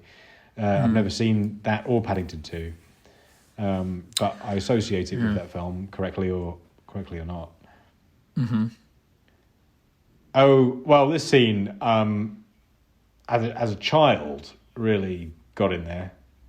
I think it did. I was 9 years old when I saw this movie, so you're obsessed with sex, right? Because it feels like something you're not supposed to know about, and I could understand the context of what they were talking about here, and was fascinated to get a sort of an eye in. It was funny. My parents were very worried about me watching movies with violence. I wasn't really allowed to watch anything with violence, but Woody Allen or 4 Weddings and a Funeral, or any movie where people were talking about adult themes were not off limits, and so. I was always really drawn to, I think, relationship movies as a child because they were, things I knew I was sort of getting away with a bit. Yeah, which is so odd because I was brought up with extremely. I mean, I'm not entirely sure why, but I watched a lot of incredibly violent movies. I mean, RoboCop, Bloodsport, Total Recall, things that just have a lot of intense violence, gore in them. And I avoided the relationship stuff, so it couldn't be more different. I realised later that I think my parents were more trying to kind of manage some barometer of quality because, like, I was allowed to watch Beverly Hills Cop and Die Hard because they thought they were good. So Die Hard I was allowed to watch, like 5 because they thought it was a great movie and it's a pretty violent movie. So I wonder in retrospect whether they were just trying to keep me. I remember this is what's going on here, guys. I wasn't allowed to see 3 Ninjas. I really wanted to see this movie called 3 Ninjas. And I wasn't allowed to see it. And it still is a chip on my shoulder. Because my parents said it was too violent, even though it was a PG-rated movie. And I was like 8 years old. And right. It was fucking bullshit. So it stings still, and I'm talking about it now. This is sort of my way of getting it, hopefully working through it, and it's not going to be a thing that keeps me up at night anymore. I feel like we're kind of excising quite a lot of you through this. This movie's clearly very therapeutic for you. What else have we exercised? Oh, my Vicky Creeps Very comparison. low. That was good. Yeah, the Vicky Creeps thing. I'm glad we got that. We got that out in the open because I've been meaning to tell you that for a while. Mm-hmm. I'm still not entirely sure I understand the premise of that game, to be honest with you, but it's like if you were a female actor or a female director, who would you be? And I got Sarah Polley and Vicky Creeps. Oh, I thought so. For some reason, I thought you were like this. This is kind of like, you know, like spirit. These are your spirit people. Well, I did sort of deliberately describe it in a way that was vague, so that's how it would come across. Right. You know, I wanted you to make that misinterpretation. I see what you've done there. I see what you've done. But actually, in truth, it was more about like who is like if you were an actress, who would you be? If you were a female director, who would you be? Okay. I got Polly and Creeps, and it's legitimately made me feel better about myself. Yeah. No, and that, I mean, it's very flattering. It's insanely flattering. And I guess true, apparently. So it is what it is. It is what it is. This scene is amazing. Great scene. If you were an actress, who would you be? You'd probably be... Me. Yeah. Well, I can't say it for myself, can I? I'm trying to think. Laurie Petty? I hate to say I'm not sure if I know. Sorry, I don't know who Laurie Petty is. So sorry, you've Laurie Petty. You've Sorry. seen A League of Their Own. Yeah. Kit. Which one's Kit? Gina Davis's little sister. Okay, hang on a sec. We need to speak offline about that. That's not all right, because in that movie, well, I mean, we're not even talking about Forward Funeral anymore, but in that movie, she takes the fall for her sister, who kind of doesn't really deserve it. You're like, exactly. Is that what you're suggesting? It's not a characterization. No, I'm not saying that you are the character of Kit in the film A League of Their Own. I don't fucking like this game. I don't understand this game. Guys, we've missed two iconic locations here. We've missed the NFT, South Bank, the National Film Theatre, which is a place that I have such... not the NFT, I love the NFT, but they had a film museum. Did you ever go to that museum, Jamie? Many times. I hated it so fucking much, and I still have the worst memories of it. It was like this film museum, whatever. It was so depressing and like always very empty. And they had this like Superman thing you could do where you could pretend you were Superman, but it was like a really bad graphic. It was just like you on a projected screen. Or they take like a picture of it or something. Yeah, it was just so depressing. And I just found all of it had this very distinct smell. And it was very gloomy and so unglamorous. And my parents would take me there all the time because they knew I loved movies and assumed, therefore, that I would like going to this museum. And I have a really bad memory of it. Just being reminded of it just now. God, this is bringing up a lot of my stuff. It really is. My That's stuff. why we chose it. On the flip side, I love the National Film Theatre, which is also where the museum is located. And the National Film Theatre is where I saw most of the first movies I ever saw. I see. Okay. So I saw Follow That Bird was the first movie. Sesame Street's Follow That Bird was the first movie I saw in a theatre at the NFT. Then the second film was A Princess Bride. Great film. And then the third was, I believe, E.T., which I would still contend is the best movie ever made. Now we're talking. By the way, what you're saying was very interesting, but we were talking over, like, I think probably one of Hugh's best moments in the film, just then. if people would like to rewind and watch it again, you should, because his delivery is impeccable. It's that thing that we're talking about, which is he looks like he's making it up, and it looks like he's kind of improvising because there's lots of bits in between, but it's all intentional. I've been moving around a lot during this, and I wonder if on the recording it's going to sound like I'm in different places, or whether it will sound the same. Hopefully the latter. Hopefully.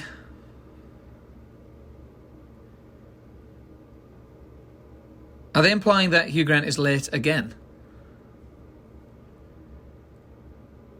The guy needs a better fucking alarm clock, let's be honest. Oh, this is the... Okay. This is the yeah. Mm-hmm.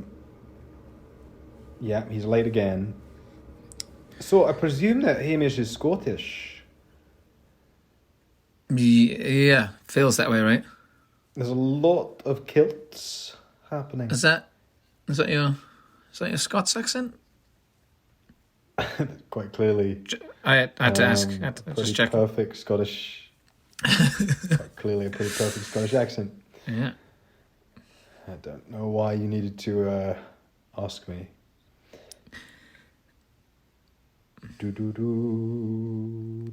God, it's like his superpower, right?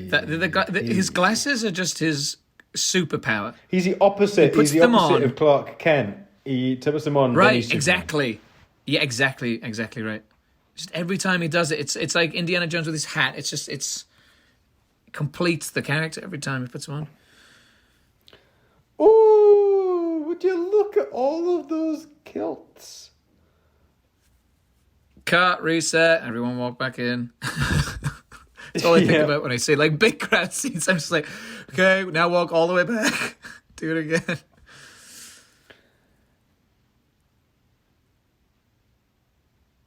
Oh, this is great. I love that. I love any time that happens in a movie. Mm-hmm. That there's lost dynamics people don't know about. Mm-hmm. And something very sad is going to happen soon. That's all I can think It is. It is. I was so shocked. I was so shocked when he died when I was a kid, when I was much younger. And then obviously watching it as an adult, you're just seeing all the cues, like his drinking and everything, his smoking, and it's so much more foreground that he's telling you that story the whole time. And as an adult, you understand it so much differently.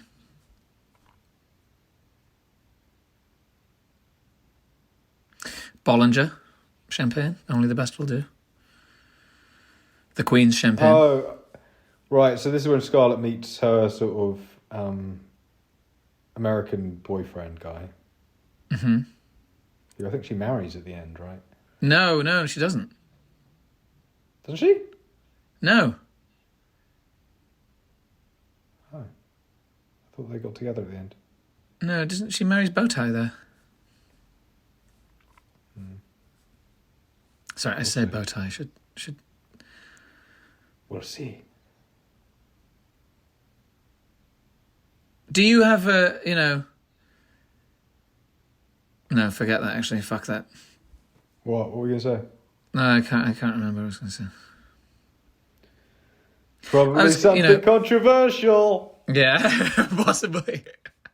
Possibly. I think I know what it was. No, you don't. I got a feeling I'm not going to bring it up, though, because I agree it's controversial.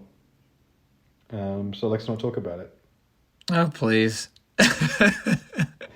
What Jamie's referring to is the fact that Ben Affleck is not in this movie, and he knows that I have a tough time whenever Ben Affleck is not in the movie. Yeah. And this is the part that he should be playing.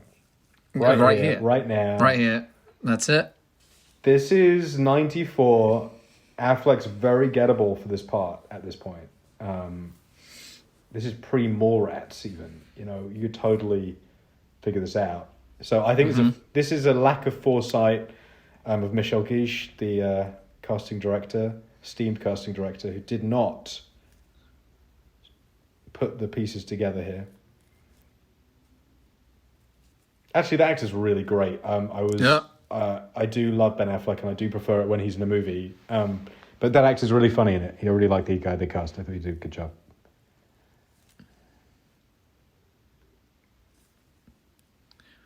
I love that. I couldn't bear a talk today.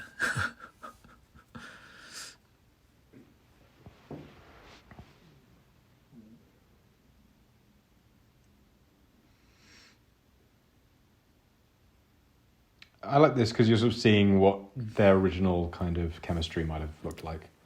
Mm. But also, like, somehow the character intuitively knows that he's momentarily weak, right? Because it's the first time she's kind of not coming to him with a problem. She's changed it. She's much more amicable. Yeah. Oh.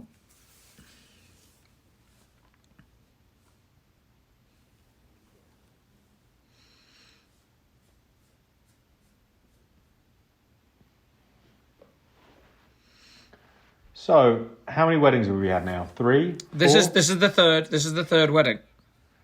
So then we're going to do funeral, and then we're going to go to 4th wedding. Mm-hmm. We're an hour and 15. So it's pretty... Yeah, the movie's pretty organised, temporally speaking. Well, so he's playing it obviously with a lot of repetition, right? It's, the players' card holders, the fact he's always late. Like, there is something that I always appreciate in movies when there's this kind of echo. There's these echoes in action and in characterizations and stuff like that. I am I'm reassured by them. I feel safe by them. And this movie does that very well, I think. Because you can you feel the architecture of it, right? You feel the design of the movie very loudly. Did we talk, when you were talking earlier about how films have this kind of numerical framework where you're going to have to go through section by section. Did we talk about that? Or did I just I don't believe so. I don't think because I do think it's normally a bad thing. It normally really does hurt a film and makes it really difficult. And again, it shouldn't work, and it does here. Right. It should really hurt the film. You never... I think everyone's so enamoured probably by the experience of watching it that you want it to keep going. It sort of reminds me a little bit of a television show, and you talked about Friends, but you're right, it has the same feeling, right? Which is like, I love all these characters, and I would spend as much time with them as you will provide me. Mm-hmm. You just feel really lived in the space. He's very good at writing community, Richard.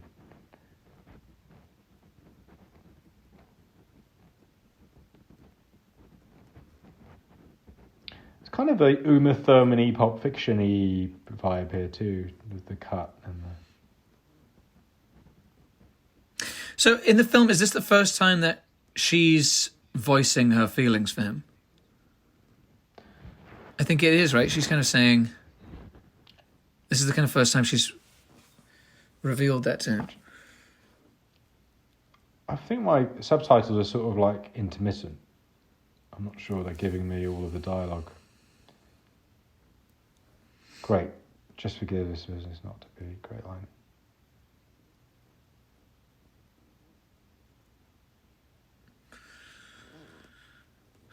Torturing Americans. How thoughtful of him.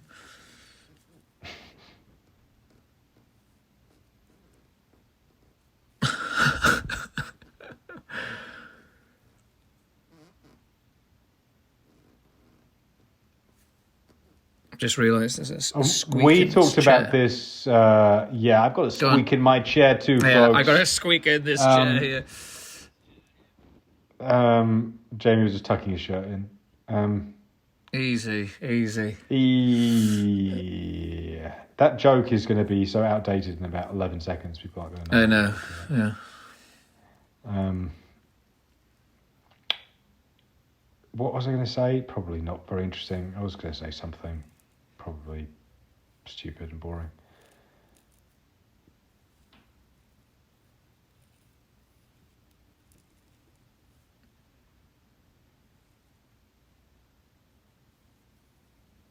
It was about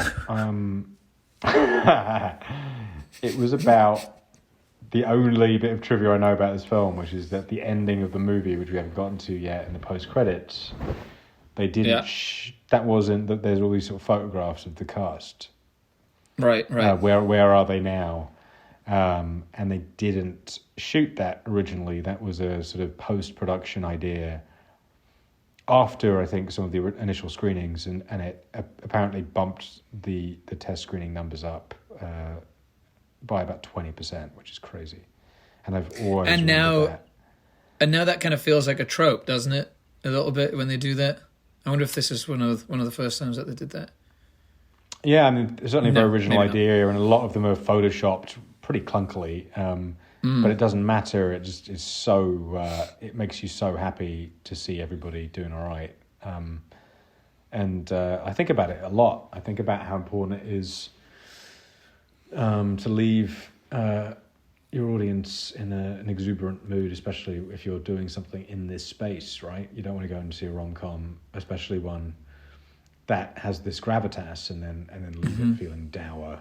So I think it does a really good job of doing that in a way that, again, in this kind of magical Richard Curtis-y way, doesn't feel manipulative, and could be in the wrong hands.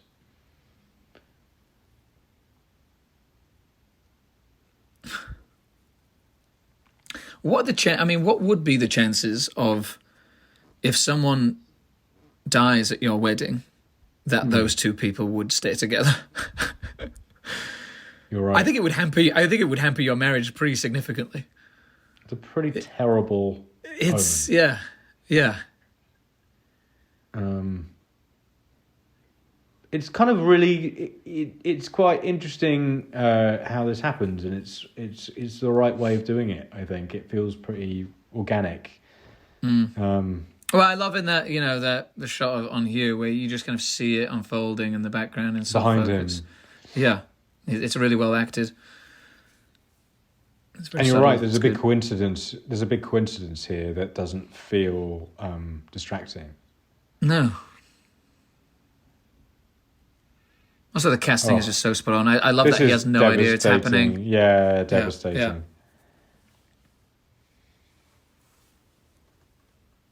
Jamie thinks I'm a really cold, unfeeling person, but the truth is I'm a big sap. Oh my god! I'm a big sap, and this movie is just really reminds me of that. It just really moves me. This film. The poem, but the choice, let's just talk about the poem quickly before we get there. We have to make a choice. Are we going to speak over the poem or not speak over the poem? No, I want to just get into it quickly now because it is to this day. I can't think of another piece of writing that can make me cry every time I read it. Any time I read this poem, I'm fucked. I will need some tissues. It moved my mother to tears, and it had that, because when you see your parents cry, there's something scary about it as well. It just has this extra gravitas to it. So every time I say it, it feels something so important in my life. Yeah, and we talked about this. We talked about how the homosexuality in the movie is handled with such class at a time when, believe it or not, in 1994, this stuff could be really ham-fisted, and it's just like nobody talks about it, nobody comments on it. It's just a part of the movie. It's not some big fucking deal. Nobody's like coming in, doing something very sort of flamboyant or something in line with how we typically see. They're not signposting it. They're not signposting it at all. And the other thing is, in terms of the relationships of all the other characters, is actually their bond is the deepest love. In a way, you know what I mean? Like they feel the most together. Yeah. Yes, most.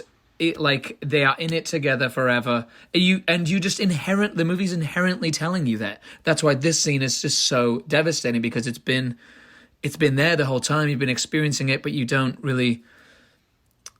It's just fed to you in a very different way, and you feel its weight in this moment now. Are we going to talk through it or no? Yeah, I We mean, can't hear I'll it. get all weepy if we. I'll get all weepy if we don't. Sure, If we talk about me getting too unpacky on this podcast. But yeah, it's that poem that I send it to anybody anytime that they lose somebody, because it's just evergreen in its wisdom. In this section, by the way, the movie's obviously lost all of its lavishness. It's really stripped back from all this stuff.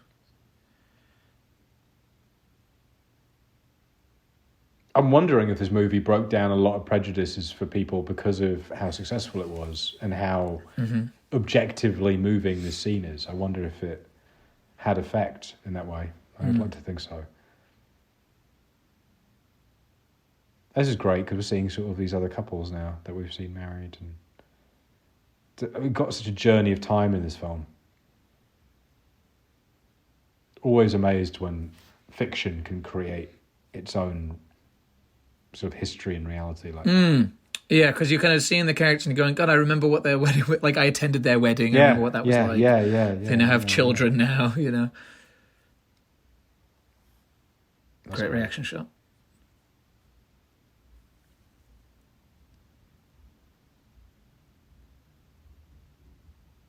But this was probably what, got John Hannah Mummy franchise.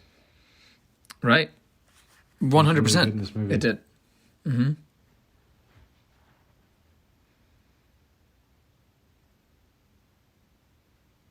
I wonder how many more mummies we'll have. We don't know yet. In our lifetime, there could be a lot more mummies. I can't believe I'm laughing now over the most. Maybe we'll get a mummy multiverse where just fucking let it sit. Just let it sit and listen to the words. God, I wouldn't be opposed to. I love that you're just desperately trying to not listen to it or like pay attention to it. I wouldn't be opposed to like Jake Johnson and like Tom Cruise from the Dark Universe. From the Dark Universe. He's about to do it. Wink, wink. Crossing over into Brendan Fraser and John Hannah. Oh. Hannah's universe. Oh my God. They could fight a mutual mummy. Big mummy.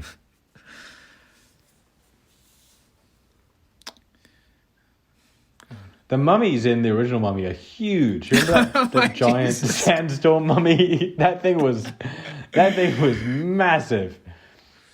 It was so big though. It was really great big. Reaction shot. Oh my God. Oh God. I suppose Margaret Qualley would play the Andie MacDowell role opposite Nicholas Hoult. So we're kind of really getting this cast figured out for the reboot. We should probably pitch this. Oh God. Who else is there that we need to figure out?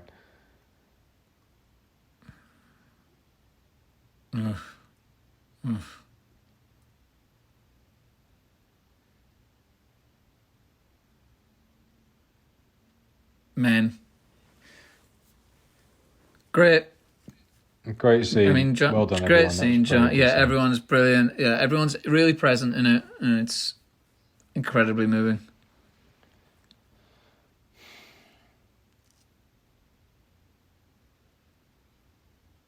Four weddings and a funeral, and the funeral's the best bit. By the way, it is exactly. Do you think it's? I mean, clearly they went up north for this stuff. I don't know if you noticed this, but like for the really grim part, they went, let's go like real industrial. You know what I mean? Yeah. Have you ever noticed that before? I never noticed that before. I haven't. You're right. It doesn't seem to be in the sort connected. of London. Yeah. Bit. Yeah. Got some interesting hats. Hats. More interesting hats. Yeah.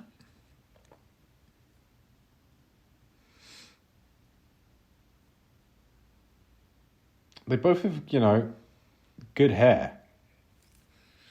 Really good hair. Very sort of put together hair stuff. Sort of like a dry shampoo kind of feel. I guess Hugh, just like his glasses, his hair is also, part of his armor, his powers. Yeah. The falling curl, the kind of fluffy curl. Okay. So what's the next one after this movie that he does? He does 9 months, I guess? Don't know. Figure out what Should have printed. Movie is. Should have printed that out. Should have printed out the IMDb page. Didn't. I believe it's. I did go and watch all of Hugh Grant's movies in this kind of period after my Four Weddings revisit. Right. And I believe it is 9 months. And I believe 9 months is his kind of highest domestic grosser. Right. Still outside of the Curtis trilogy. I couldn't find it on digital. I had to buy the DVD of 9 months to get it. So now I own a physical comedy. Physical comedy? It is a physical comedy, but I also I also own a physical copy of 9 months. So if anybody needs one, shoot me a text.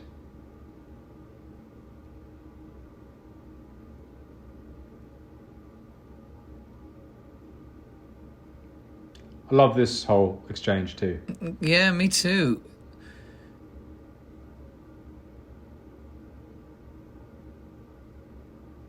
Proper scene. God, that looks bleak, doesn't it? Really, I'd love to know where that is actually. Maybe that is the Thames. I mean, maybe we're morons, and maybe that is London. It probably is. I mean, I don't know. I mean, we definitely aren't the right people to ask. I tell you that for nothing. You're absolutely right. You're absolutely right. Great line. I don't know, maybe I'd be him. Maybe I'm. No, maybe I'd be no, him. no. You wouldn't. You're not. You're not earnest enough. Mm. Which is my way of saying you're too cool. All right. Well, again, flattering. That's what friends are for. So, in terms of like the release of this and the reception, I mean, again, we probably should know this, but is it received unanimously positively? Presumably, it is. Is it one of those where it's a sleeper hit where it does like big numbers every weekend for many, many weekends, or is it like straight out the gate big? I mean, probably not because it was so long ago. Those numbers didn't really exist. I've got to imagine they platformed the movie. I can't imagine it came out in 2,000 screens. Mm-hmm. So I figured they slow burned it a little bit, but it probably. I can't believe we didn't research this before putting it on. I mean, we should know. Unbelievable. We should know. What about just in terms of the last placeholder, the trick of going, he's getting married, but you don't know who it's to? Obsessed with that. It's a cheat. It's a bit of a cheat, but it works. Yeah, it's fucking great. It's fucking great. I think you do know subconsciously too. From that, you know what I mean? Like I think that. What you know that it's Duckface, or do you, yeah, right. I think because you don't see it, it sort of, and then it gives the audience the delight of being right. Right, exactly. And figuring it out themselves, which we always like. We always like to feel clever. Mm-hmm. Yes. Very, the Nescafe. Not that we would know what that's like. Yeah, not that we would know what that's like. But Nescafe making me want a coffee. Mm. It's a bit dangerous having a coffee this late because it's 9:30 p.m. for me. So I feel like if I have a coffee, that could be it. I could be donezo. Right. Thanks for that. I might not sleep tonight. Thanks for that little update. Walking you through my thinking. Arf, haha. So there's a lot. Have you noticed there's a lot of squeezing everybody into one frame? Yeah. A lot of it in the movie of just fucking do it. Just get everybody in the fucking frame. And right. And it works. Well, yeah. I mean, also, like, I'm not going to pop in and do, like, singles on everyone. Yeah. I mean, sometimes you can see they're really pushing for it, but it's nicer than having to do, as you say, like these kind of unnecessary cuts. Yeah. Well, and just like the tableau of the friends, right? Is that you really...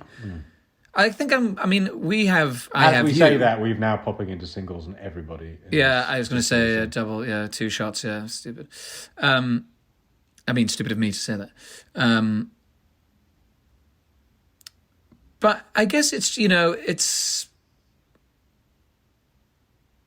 we all the great reveal. It's actually a really beautiful shot.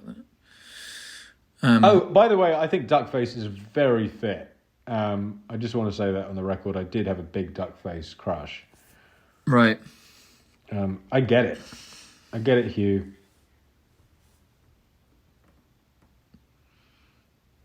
Sorry, what were you saying? I interrupted No, I was you. just going to say, just now I wasn't saying anything prophetic or important or anything. Friendship, right? I mean, this movie is about what it's about. It's more than love and finding the woman of your dreams or finding the man of the dreams, whoever it may be. It's the focus of this is about the people in your life that sustain you and keep you going even through hard times, and when you don't feel so great, you feel like your life is slipping away. Or in this case, it literally has. He's lost the person he loves. It's much more about this group of people who will do anything for each other. And that's the real love of the movie, right? It's between all of them. But much more than, his relationship with Annie McDowell, I think. The love that you feel and that love is all around is from all of his supporting cast, the ensemble of... And they don't even feel supporting. They're so important to the telling of the film. Really, I mean, I know he was a standout performer in this at the front, but it's the ensemble is the movie. That's what it's about, is these people taking care of one another. Well said.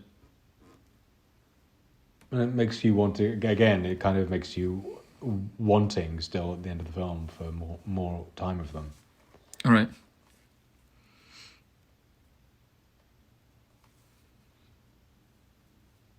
Which perhaps, going back to our earlier conversation, is a part of the reason for the song's success. Right. Because it's a cover. It is a cover. It's not there. Yeah, it's a yeah. If we were smart, we would know who did it, and I'm sure people at home are screaming out who it actually is and going, "Wow, you really know nothing." Yeah, I hope they had low expectations. Oh, you were right. What have I done here? Yeah. Fuck.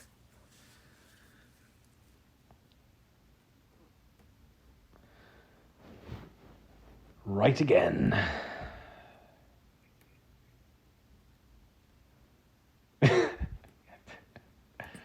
This guy. Always making me laugh.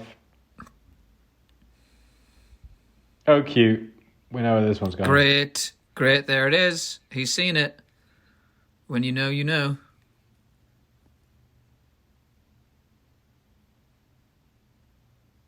I love that the guy who's the most hapless, I mean, they talked about this in the other scene, but, the guy who's most hapless and a little bit, hopeless, I suppose, has the intuition of understanding a eureka moment, has an epiphany.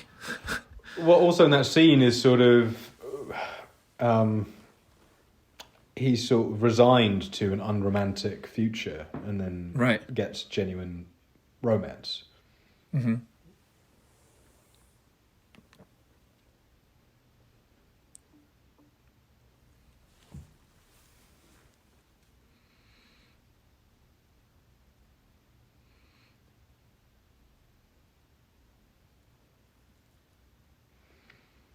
God, there are so few movies this good. There are very few movies that sustain themselves from beginning to end this way and have as much going on. Especially in this genre. It's a difficult genre to imbue with intelligence, and find space for it. And this really, it's really a pretty singular piece of work, this movie. I always felt that Andy, in this scene, like they made such a point with her costume, because it's kind of like she, you know, because you've seen her at all these other weddings and she's always so done up, right? She's always going to take in such, you know, she likes being part of that. You know, the wedding attire thing is especially in England, is a whole thing. And in his, she's chosen not to do it, which it's like, it feels like she got dressed twice, you know, and then was like, no, and changed her mind. Mm-hmm. There's a reflection of kind of how she feels. She needs to be there, but she doesn't want to be there. And like, it kind of feels like she's maybe heading somewhere else. You know, she's going, like, she's not committed to this day at all. And I just, it works because that's exactly what the costume is telling me. And that's exactly where she is as a character. It is amazing how much those things inform how you read a performance or a piece of narrative.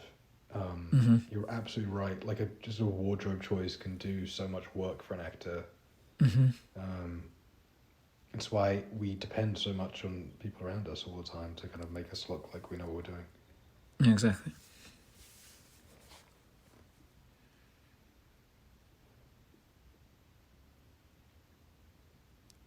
I mean, if this movie was going to win any awards, it would probably win Best Churches in a movie.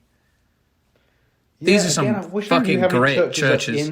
There's some churches here, and I wonder if they're all different churches. I wonder if they did 5 different churches. It feels like, I mean, they all feel, because the other one was very lavish. The one where Rowan was, you know, the priest. That one felt very big and lavish, and this one feels a little more quaint. But fucking A+ on the churches, guys.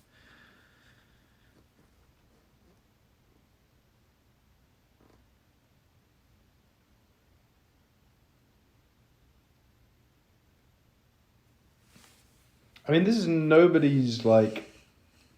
It's nobody's apex mountain, because it's like a launching pad for everybody. Right. Yeah, it's true.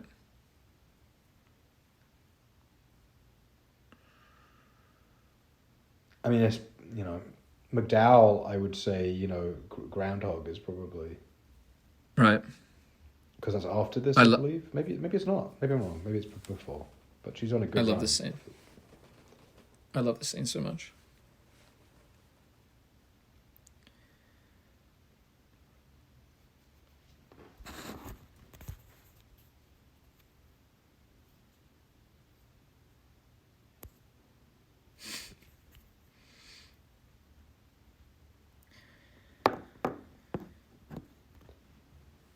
Does Max, clearly, I mean, you know, because we've already talked so much about your interior world. Does this make you? How does this make you feel about getting married? Maybe at some point. Oh, I don't think we need to do that.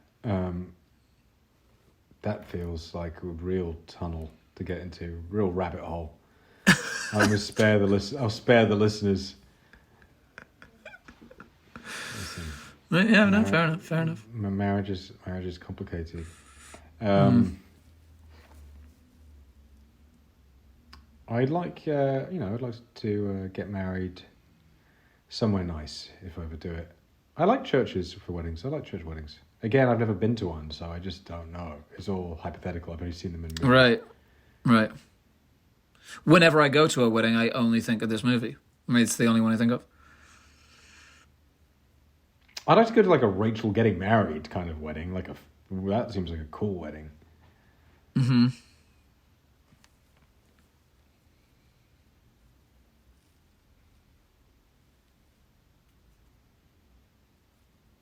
This is good. You know, good best friend stuff here, guys. This is some best friend stuff. This is what best friends do. Yeah, it's interesting. Like, John Hannah is kind of the Jiminy Cricket, isn't he? He's the kind of conscience on his shoulder. He's the yeah, you're right. Words of wisdom in his ear. Until this watch, but he does seem to have these kind of pivotal conversations with him. Usually positioned just over his shoulder. Mm-hmm.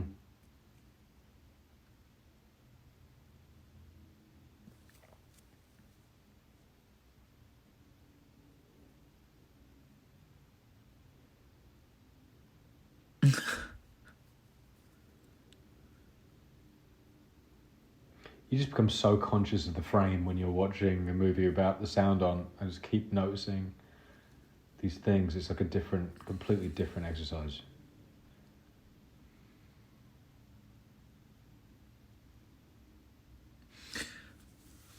It's all happening, guys. This is it. This is the crunch time. Big decisions being made here for our protagonist. People talking without feelings. People talking about feelings with no words is, on film, so moving. And the fact that the character's deaf and speaking with sign language, and having this kind of the pivotal kind of climactic moment in this movie where he's at Hugh's at the biggest odds. He's at this intersection, and to not say a word is, brilliant. And it's going to become very useful in this next scene too. Exactly. Yeah.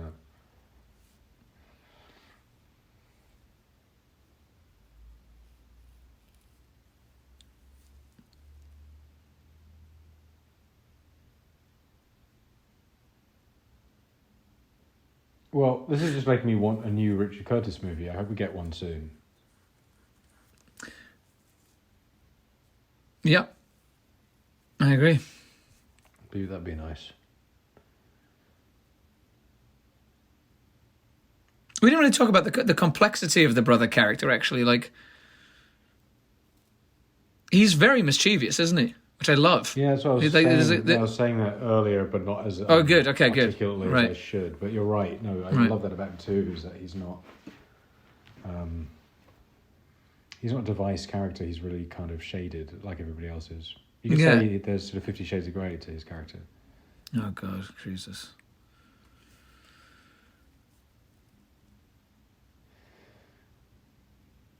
Great, love that shot. Just watched. I've been watching ER fanatically, and there is a wedding in ER where Dr. Hathaway, played by Julianne Margulies, also leaves a wedding in progress, and it always stresses me out, man. Just every time I watch it in a movie, it just feels like the worst situation. So if you're out there and you're thinking of backing out of your marriage, do it before you get there. Be less stressful. If you can. Do your best. So I guess Hugh's decision here is because he just loves Andie MacDowell more. Or is it because his history with...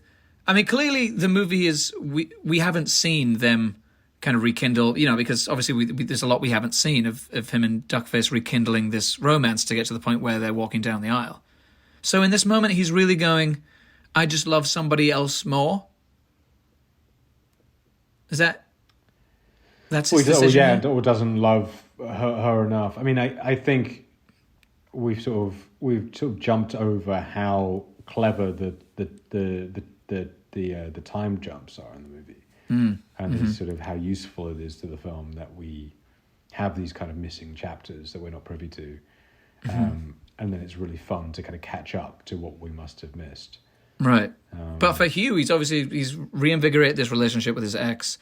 They've clearly been living together for a long time, and they've gotten to this point. And I've always kind of found it quite interesting. Because I don't think I can really hammer what it is that Andie MacDowell is for him. Is it this? I don't know what it is. I think it's meant to be something kind of hard to articulate, maybe deliberately, because love is hard to articulate, Right. I think he just feels drawn to her in a certain way that he maybe can't manifest artificially with Duckface, I'm guessing. You're going to marry the person you love with your whole heart. Great. Love. Great. Just the way you knock out, just undercut that sentimentality with a brotherly joke is brilliant.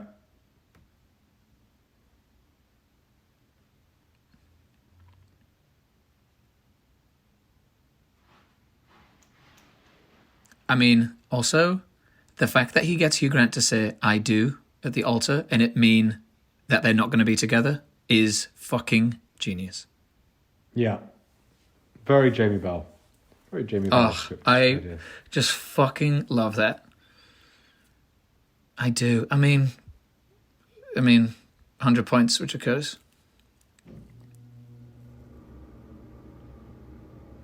Rather abrupt dissolve there. Yeah. And, it's raining. Oh, what the fuck was that? Okay, wait. So did you see next to Scarlet there was that picture of a panda on a sticker? Yeah, WWF, yeah. WWF, yeah. Not Wrestling Foundation, though. No, not wrestling. No. I think it's animal conservation. So why did every home in England? Because when I grew up, every house in England, I think including my own, had one in the window. That's true. Yeah, I mean, it's pretty amazing when you think about it. Was that something we were sort of penalised if we didn't do, or was it? You know what I mean? Like, is it like a restaurant hygiene grade kind of thing? Like I gave money to the Worldwide Wrestling Federation. Don't come and hurt me. My question is it specific to pandas? There it is. Worldwide. Yes. Is it specific to pandas? I swear to God, everybody had that. God. Did you have one? Yeah, no. As soon as I saw it, I was like, England, childhood. I don't know if we had one, but I think I maybe did have one. I don't know why you all had to have those. They were really sort of mandatey, I feel like. Yeah. Another thing this movie should win for is best waistcoats, or vests as they call them here. Lot of vests happening in the movie. Okay, this is all pretty iconic. Iconic. Listen, if it's raining, you know he's going out there in that shirt, in that thin silk shirt. Going out there. In that thin silk shirt. Out there. And also, when I think of Kissing in the Rain, I think of Four Weddings. Always. Oh, I think I've subconsciously always been chasing romantically this, this setting, this, coming together, kind of finding each other and making it work in the rain-swept street in London with a black eye and in a white silk shirt. It's funny because I've never really seen you in a shirt like that. Oh my God. I guess like at a formal Such occasion. Such a bad joke. Such a stupid joke. Oh God, I'm so sorry. I mean, you guys have been with us for 2. If you're still here, I mean, I guess we're in lockdown. It's just my mother at this point. I'm 100% sure it's just my mum. Hi, Mum. Hi, Max's mum. My mum's definitely laughing right now because she knows she's the only person listening to. That's my mother's sense of humour. She'll call me and she'll go, I thought it was very good. I think I'm probably the only person who listened to it.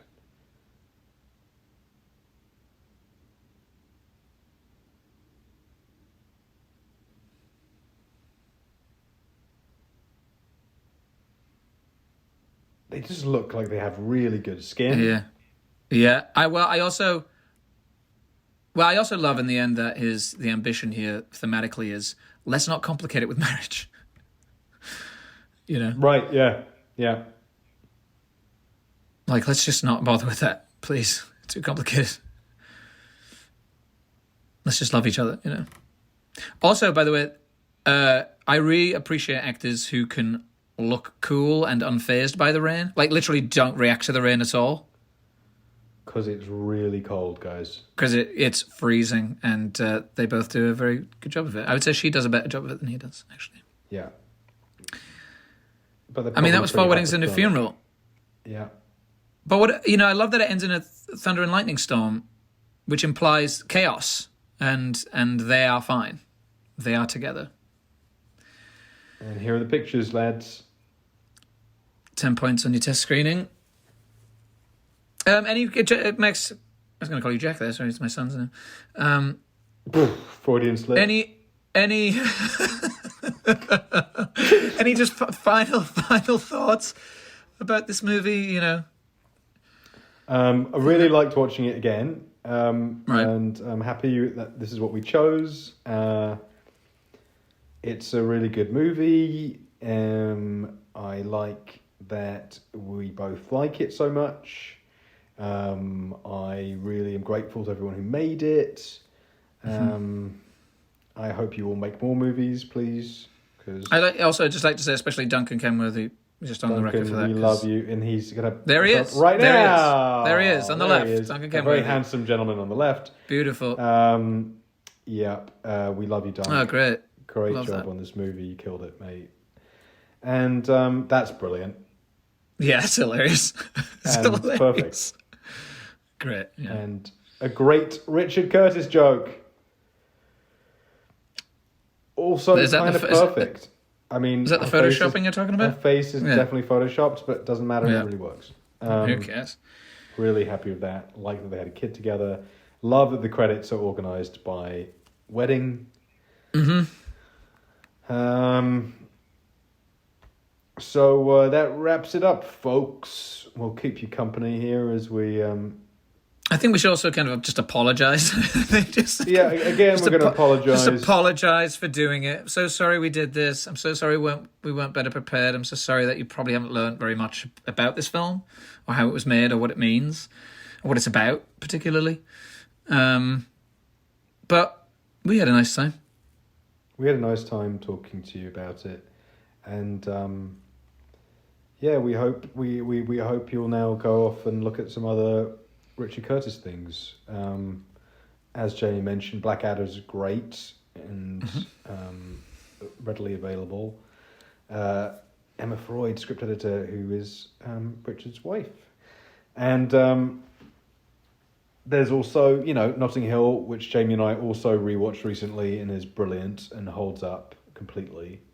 And is a nice little accompaniment to this movie. And then Love Actually, which I think is just incredible and has become this kind of huge cultural thing over the last 10 years, and rightfully so. So lots of fun, cozy movies there for you. Mm-hmm. Yes. Thank you for listening. And working title, We Love You. Yeah. We waving from Toronto and Los Angeles. Eastman Colour. Always wanted to shoot on Eastman Colour. I love seeing all these, like, Shepperton? Have you shot Shepperton? I have. We shot Billy Elliot at Shepperton. Oh, that's cool. And just seeing, like, you see, like, Angels there and Dylan Lee, all these houses of, like, film production in London, which they're all still there, I think, right? They're all there, and real staples of British film industry. Yeah, it's just so. I mean, maybe just to us, but all that stuff is so cozy. The poem. There's that great poem. You guys should get that. Yeah, poem as it should. As it should. Hair products by L'Oreal. There we go. Did you know that? That makes sense. And Jim Henson Productions gets a special thanks. You see that? Jim Henson. As it should. Filmed entirely on location in London and the home counties of England. And from two British men, good evening and good night. Good night. And with that, we find ourselves at the end of yet another commentary. But not just any commentary. The Max Minghella, Jamie Bell commentary of Four Weddings and a Funeral. If you've come this far, if you've taken the journey with them, you've found the enjoyment, the hilarity, and the thoughtfulness that they brought to that commentary. It's a really fun listen. If you're hearing me, you've made it the whole way. There's no way you've skipped to the end just to hear my commentary on their commentary. No, sir. Don't forget, check out the film Teen Spirit that both Max and Jamie brought to the world.